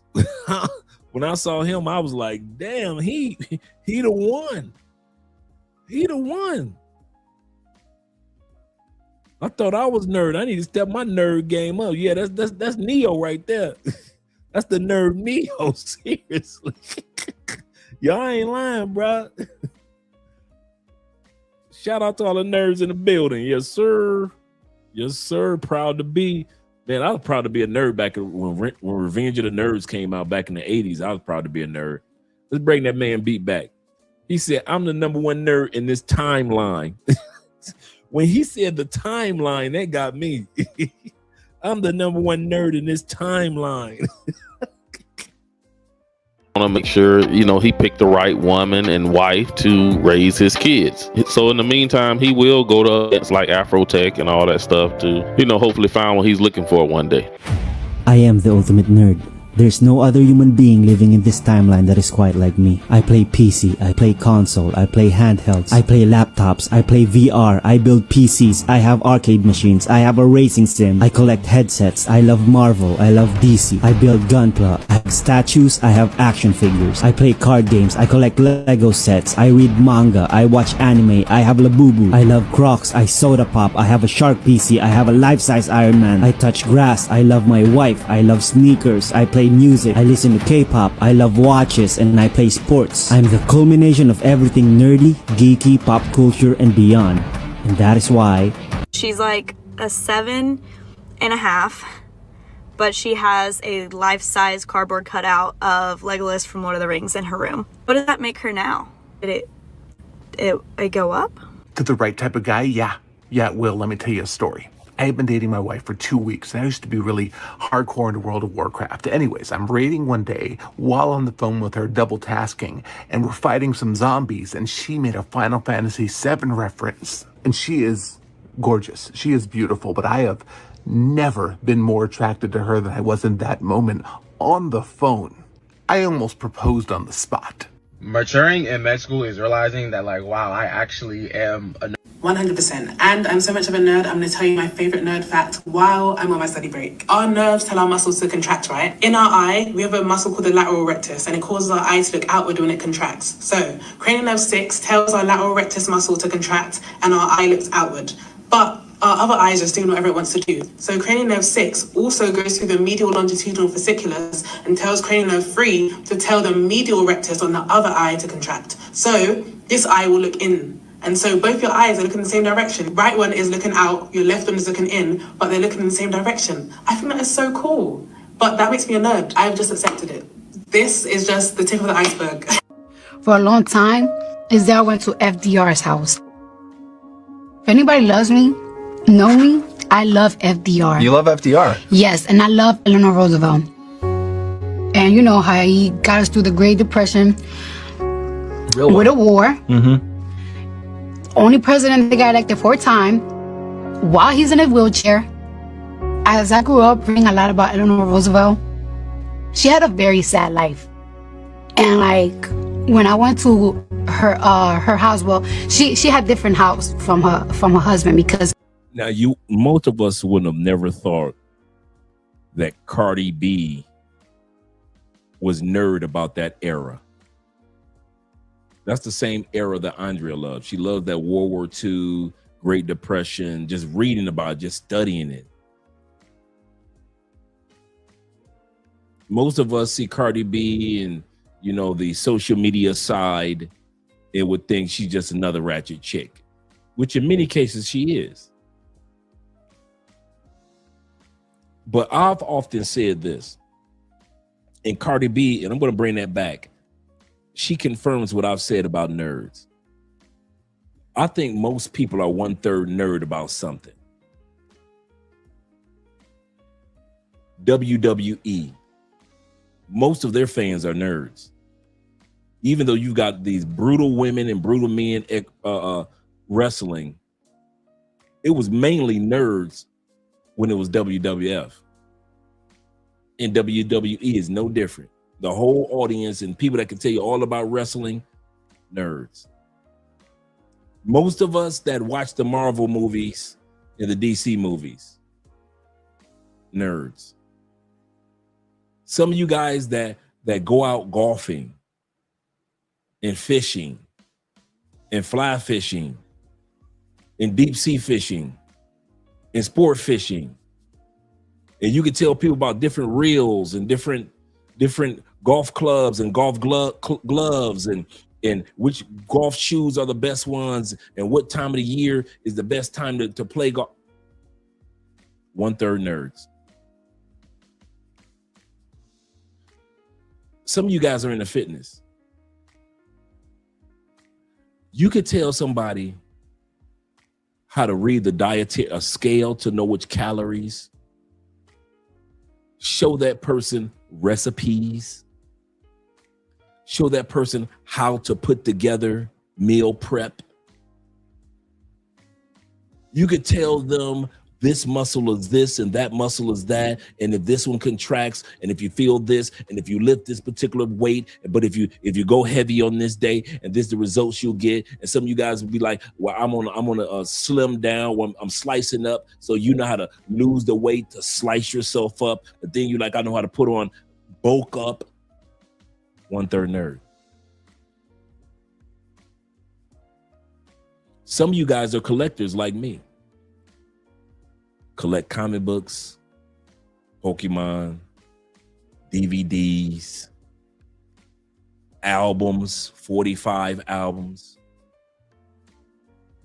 Some of you guys, 1/3 nerd.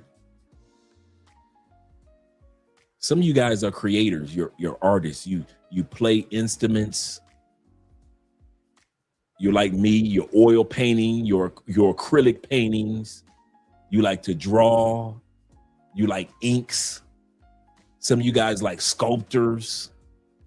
Me, I was about to take a class in Tampa of the glass blowing. You know, when you see them when they blow in the tube and they make the glass and they spin it around. And they got a class that was down the street from me in St. Pete. I never took it, but I always wanted to. The glass blowing class. 1/3 nerd. I believe that everybody that has a passion is 1/3 nerd about something. What do I mean by nerd? Nerds are usually passionate about something that they don't give a damn about what other people think. Nerds are dudes that have or women that have a passion for something that makes them so happy that they do not give a damn about what y'all think about their puzzle collection, their Lego collection. In the next couple of years, I'm going to have when we buy our house, I'm going to have on the wall the autographed Kobe jersey, the autographed Isaiah Thomas jersey, the autographed Tom Brady jersey.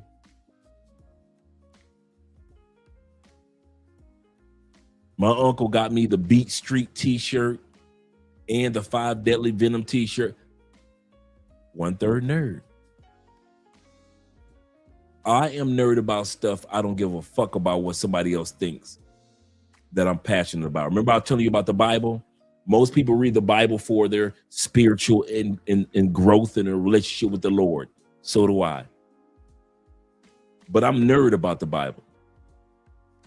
Don't tell me about a king, because now here I go doing homework about King Nebuchadnezzar and how old he was and what was going on during that time period of the kingdom. Bruh, I read the Bible like I'm reading Lord of the Rings, bruh. Don't put me in the book of Chronicles, Obadiah, Malachi.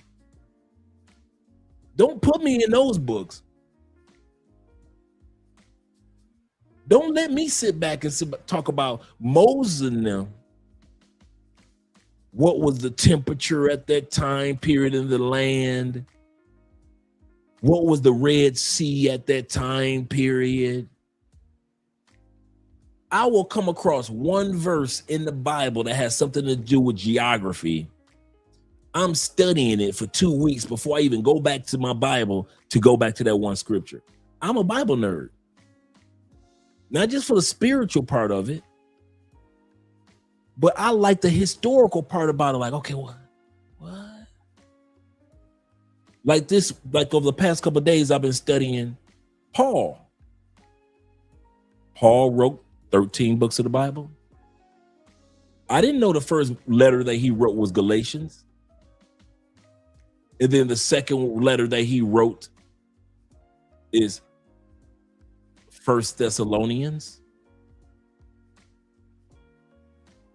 Then he wrote Second Thessalonians, and then he wrote Corinthians. I didn't know. Check it. This is how nerdy I am about the Bible. I didn't know in Greece was separated in the north and the south, just like most people. I didn't know one of the capital cities of North Greece was Thessalonica, where he wrote the book of the Thessalonians. The capital city of the south of Greece in one of the states of southern Greece was Corinth, where he wrote the book of Corinthians, the books of Corinthians. So when I sit back and tell y'all I'm Bible nerd, 1/3 Bible nerd, to sit back and say, wait a minute, whoa, pause. Wait a minute. So you telling me that this was all in Greece that this took place, 1 Corinthians, 2 Corinthians. And then when I get to the Thessalonians, and 2 Thessalonians, this was the same. One was just in a state in the north, and one was just in a state in the south. Most dudes ain't gonna nerd out to find that out. Most people open up their Bible and they see, you know, after the book of Acts, they see Romans. I'll be studying like what happened during that time period. Okay, they were known for what? Their intellect. Oh, no wonder Paul said so forth and so forth and so forth, because they were known for their intellect. Oh, no wonder what Paul said on this part over here in the Bible, in the New Testament, he said this, because those people lived like. That's me. I got a Bible dictionary, concordance. I got the Bible lexicon, the definition, and it's almost like a Bible encyclopedia of that time period, of that era. When I tell y'all, I read my Bible for the spiritual part, and I also read it like I'm reading the Lord of the Rings. Man, my Bible broken down like in trilogies, bruh. Man, don't let me get in. Man, 1 Samuel, 2 Samuel, Kings, Chronicles. Oh man, I'm having a ball. I'm sitting up there like, okay, this king did what? See, he was wrong. He was wrong. What he should have did was, see, that's what he get. He should have. The rest of y'all read y'all Bible like, and the Lord said to the kings, and he sent the prophets. Okay, cool. I read it like that too, right? For Sunday and Bible study and all that. But the ramifications of that era, the Persian Empire, the Babylonian Empire, the Roman Empire, the Greek Empire. Yeah, man, I be nerding out on my Bible, man. I don't be just be reading like, and thus the Lord saideth. That's cool. I be nerding out like I say, if he said, and Moses split the Red Sea. Okay, what was the water temperature of the sea? I wonder what the water temperature was back then. I want to know everything as if it was actually happening. And David went off to war. I'm like, what? But wait a minute, God told Saul to decimate all of them. He ain't even doing what he's supposed to be doing. Uh-oh, Saul, you in trouble, dog. You in trouble, dog. That's how I be reading my Bible. I be excited. We all are 1/3 nerd about something. 1/3 nerd to me means we're all passionate about something that we don't care about what anybody else thinks about us. That is our passion. Some people are kite flying. Some people are 1/3 nerd about traveling. We do not care about what somebody's got to say about our passport stamps. We are going to still travel. 1/3 nerd.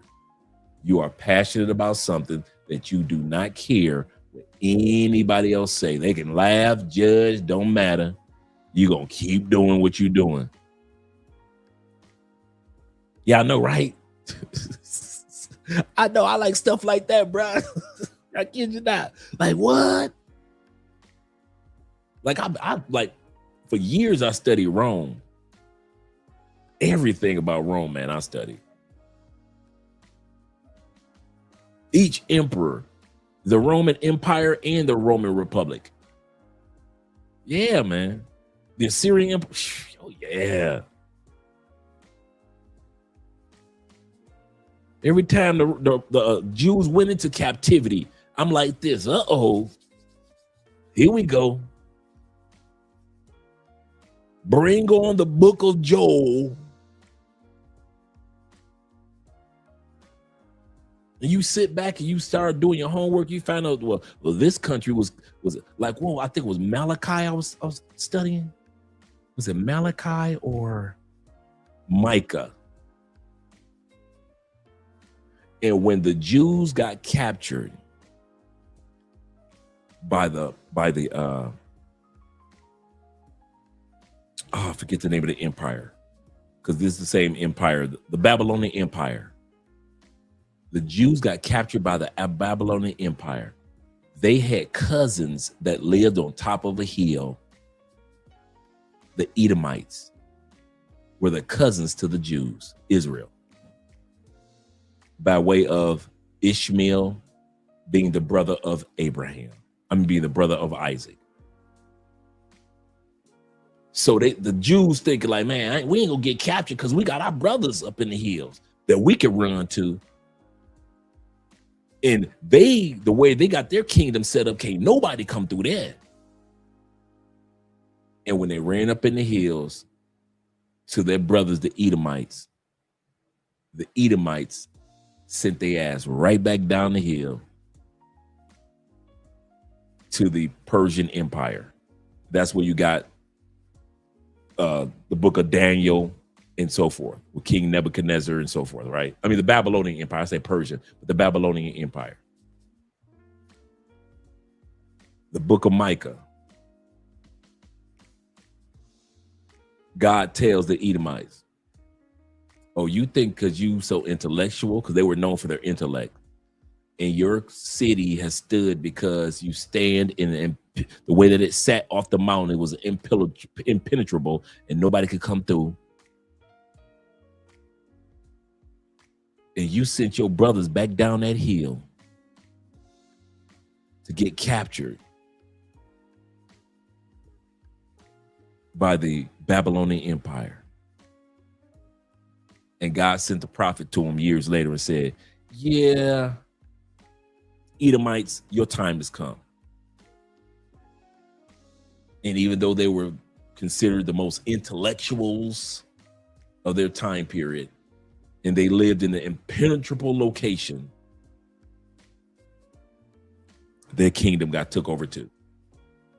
But you don't hear about that in the Bible too much, right? But when you're a Bible nerd and you look at the Bible like you reading the Game of Thrones or something, you learn all this stuff. Like I said, I'm nerdy about it, bro. I'm nerdy about it. So it's kind of like, you know,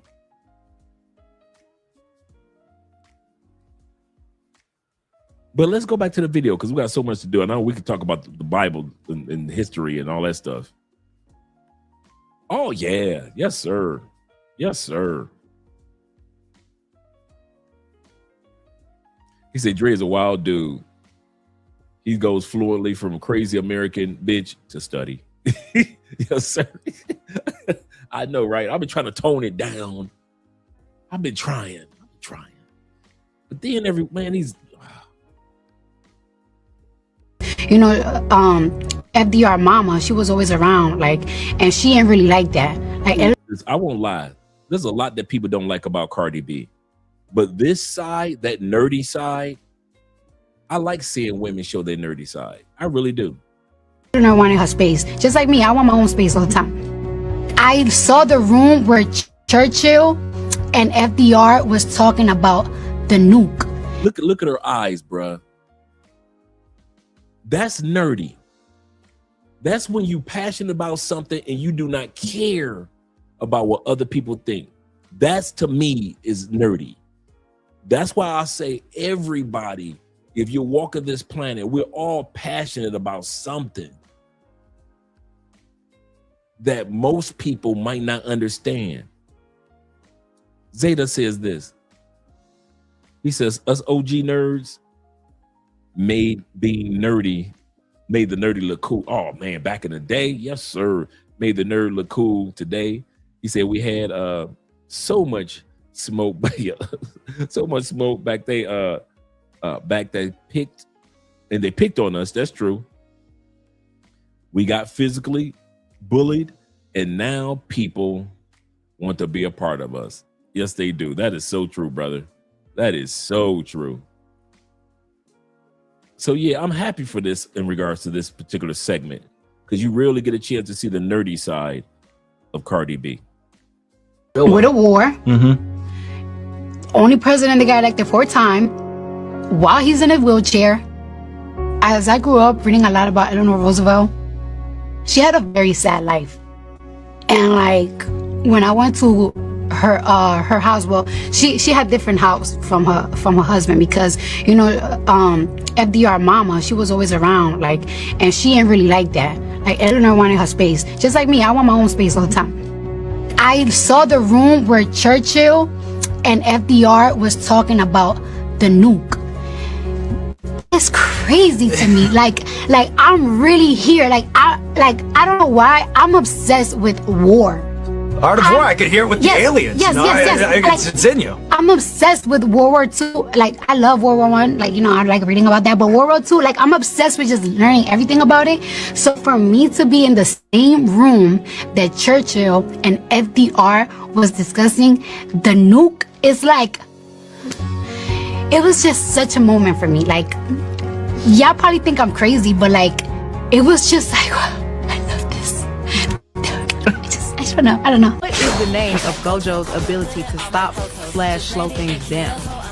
And people are discovering that Meg Thee Stallion is a true anime nerd, like a lot of us. Is it Infinity? Who is Gojo's best friend? Is it not me? I love My Hero Academia. I love Attack on Titan. I love Bleach. Of course, I love Naruto. I'm watching Black Butler right now. I'm watching Black Clover too. I like Soul Eater. That one was fire. Okay, man, I watch a lot of anime. Favorite anime? That is a good question because it changes like every month. Still on Texas, but my waist in the European side. Troy or nah. When I walk by, they stop. He don't run from me because he want to get caught in my domain expansion. I'm not gonna lie, I have to watch dubbed anime sometimes.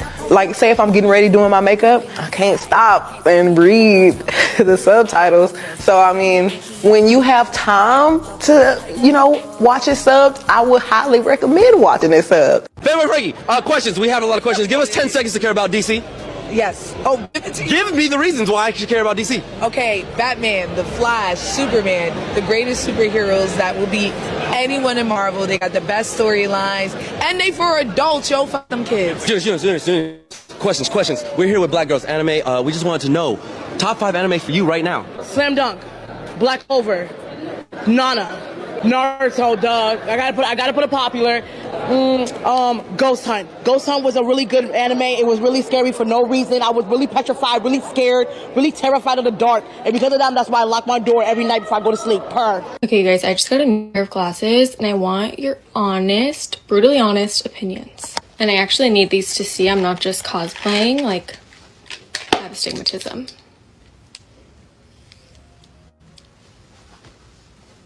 That's the one thing that most of us can agree upon. Most hot chicks are blind as hell. I don't know what it is about attractive women and their eyesight. It's like God said, I'm gonna give you everything, but your butt will not be able to see. I have never been with an attractive woman that could see. Every single attractive woman, I have not had a 20/20 vision hot chick ever. Every attractive woman that I've ever been with can't see for shit. Which I love because I love seeing women in glasses. But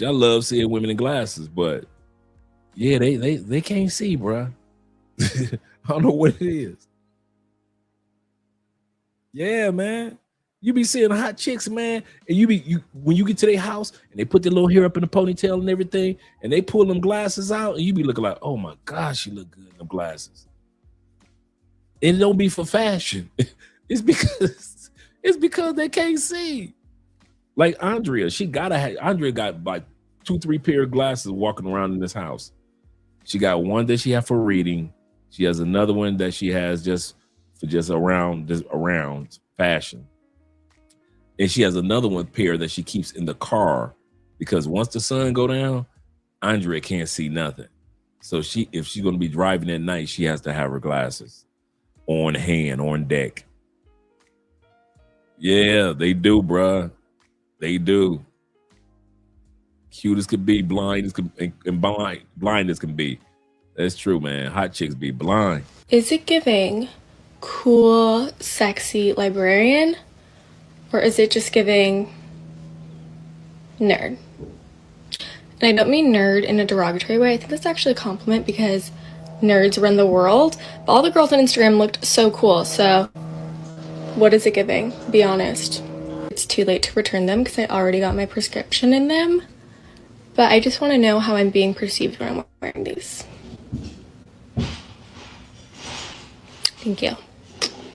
I often see videos where people are wondering why this super hot woman has gone for this nerd. And it's because nerds do things. Nerds know things. Like they know things. Nerds know a lot of things. I hate it just as much as you do, Charles. I hate that term. It's giving. I'm like, I can't stand it. I'm with you on that one, Charles. Things. Nerds know a lot of things, you know? If you know, you know. Need I say more? Black women that are nerds, proud about it, and attractive too, bro. That was This notion that black female nerds weren't around back then that were attractive. We were.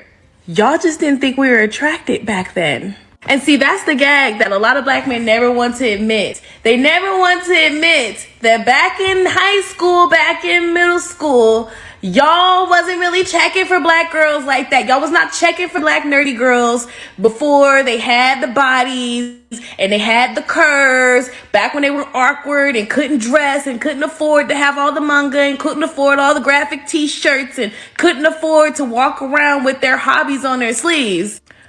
I've been liking anime since I was a little girl, okay? Starting with Sailor Moon way back in the day. Y'all was not checking for us. Y'all barely be checking for us now. And she may not care about it, but she put the video out, and I'm sure he's seen it, and she's probably disgusted with him. Is that it's embarrassing to her husband that she said she used to be with guys with Nike Tech Fits and the slides, because it's basically painting him out to be a sucker. Now, she may not think that because she's looking at it from a woman's lens and a woman's perspective, but to the world, she's presenting him out to be a sucker. Real talk. Now, she wants to come on here and say, well, the only thing that I'm guilty of is having sex before marriage. No.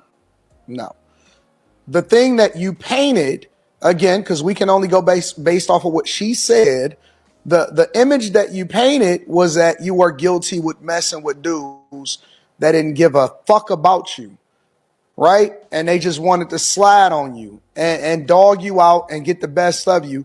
And then you left your husband, and then it makes it seem like your husband has gotten the best of the rest of you. And now he the sucker that got caught up putting the kids to bed and valuing you more than the person that you gave your virginity to. And let's just be clear. It's not cool to have sex before marriage for these women that keep on promoting this lifestyle. No one is saying being a nerd is negative or marrying the nerd is bad advice. No one is saying that. The problem is when women say marry the nerd, they also add something else onto it. They say marry the nerd, have fun with the dope boys, the athletes, this, that, and the third. And then once you're done having your fun, marry the guy that's going to give you this great life. That's not cool. That's like a diss to your boyfriend, husband, whatever. Like, I'm not sure why people can never see the problem with that, but it's a problem. Like, y'all could easily just say, marry the nerd because of X, Y, and Z, and then list off the redeeming qualities that he has. Marry the nerd because he's nice. Marry the nerd because he's ambitious.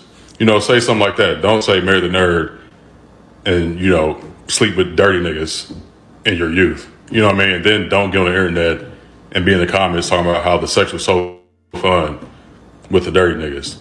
You know what I mean? Like, no self-respecting man is going to be okay with his woman talking in public, or hell, even in private with him. No self-respecting man wants to know about a woman's past relationships, past situationships, past fuck buddies.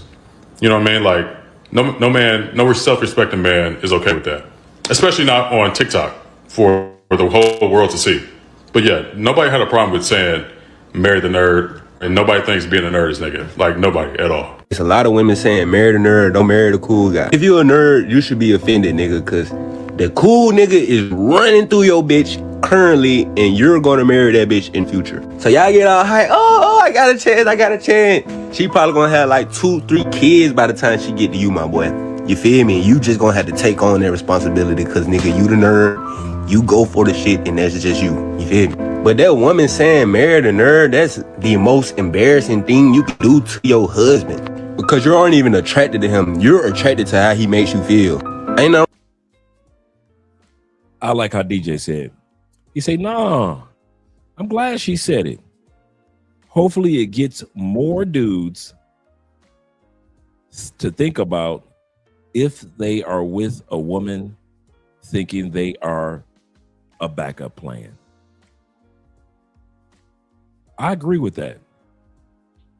I'm glad these women are coming out saying some of the outlandish things, and so you guys are hearing the truth. Charles said, I ain't taking no shit. I don't blame you. I know, right? I know.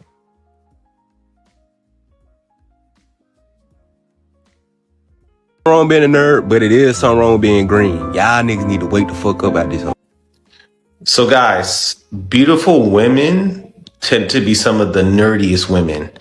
What I mean by that is a lot of women are also into things that are like subcultures, right? So for instance, things like cosplay or video games or gardening.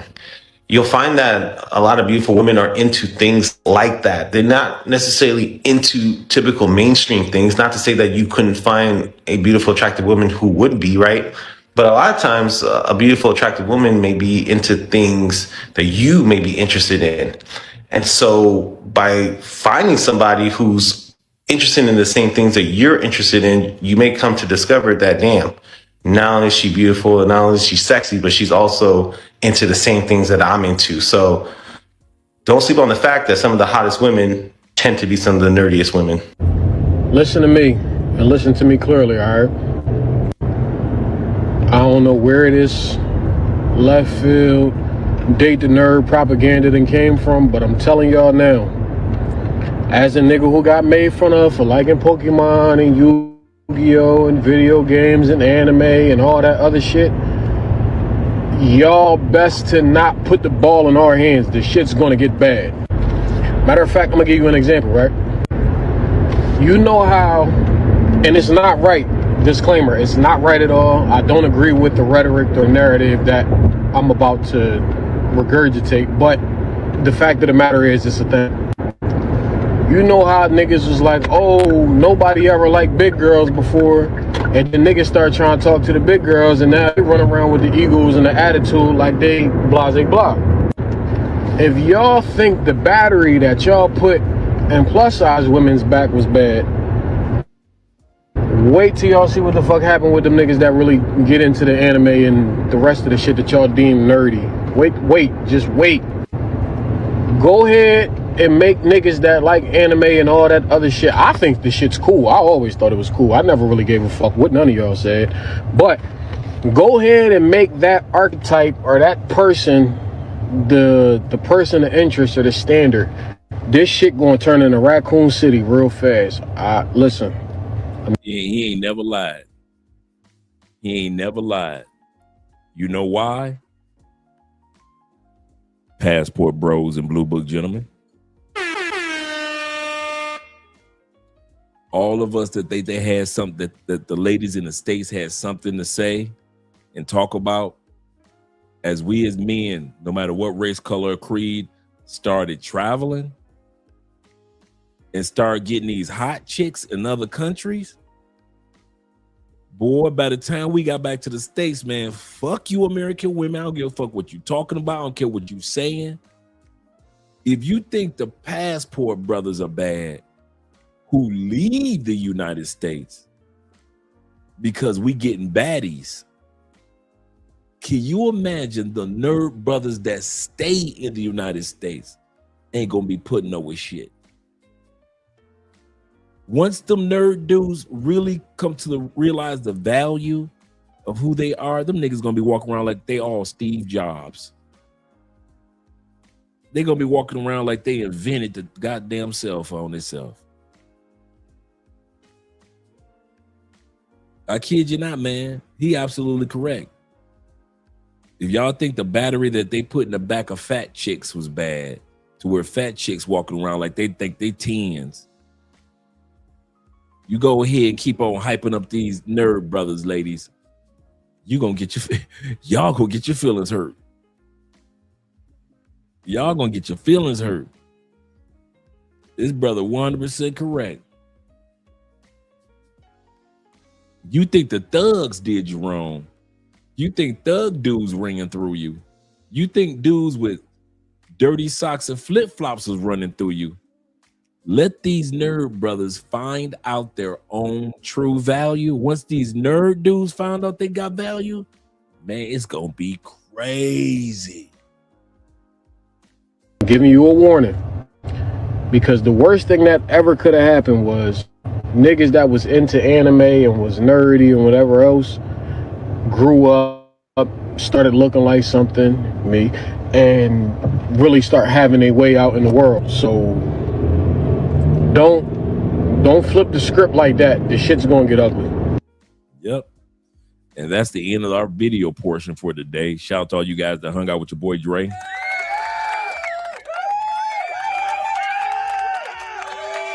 Absolutely correct. Zeta says, Dre, he said, I always do that. He's always do. I walk around like I'm as bad as Mamoto. I'm pronouncing this incorrectly. Mashai? I'm pronouncing this incorrectly. I got to get my animes back up. I've been so busy focusing on other stuff. Will you other guys realize what that is?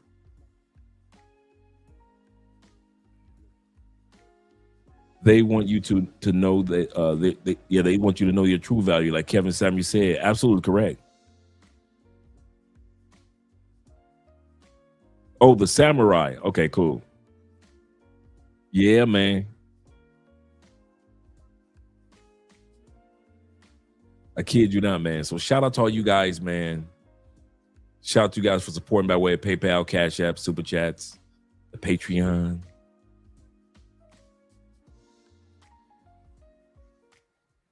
Miyamoto. Hey, Corporal, shout out to you, brother. Glad to see that you're here. Miyamoto. Like I said, I gotta catch up. Yeah, I've been shooting out X-Men. Yeah, I was just watching X-Men 97 the other about 3 months ago. I just ran through the whole series of X-Men 97.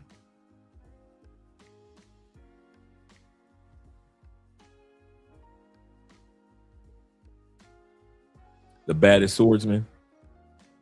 What's the okay? Okay, all right.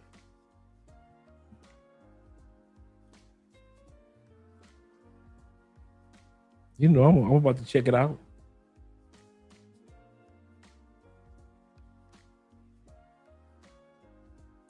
Yes, sir. The champion head cutter. Okay, bet. I'm in. All right, guys, let me do some outros with you gentlemen, and I'll be seeing you on Wednesday. Shout out to all you guys. Let me go right here to some outros.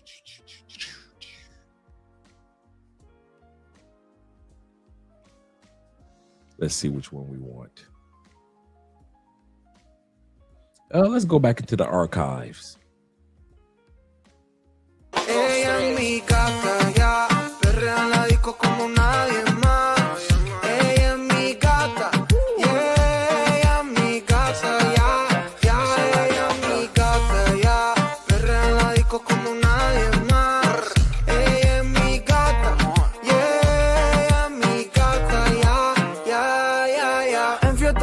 que no pierde ni una. Es de aquí, pero parece de cuna. Pero así no le piche a ninguna. Criminal como una para Ozuna. Ella sabe que de la disco no la van a quitar. Los fines de semana son tan sentos, hay que vacilar. Ready, con ropita cortita para janguear y tirar.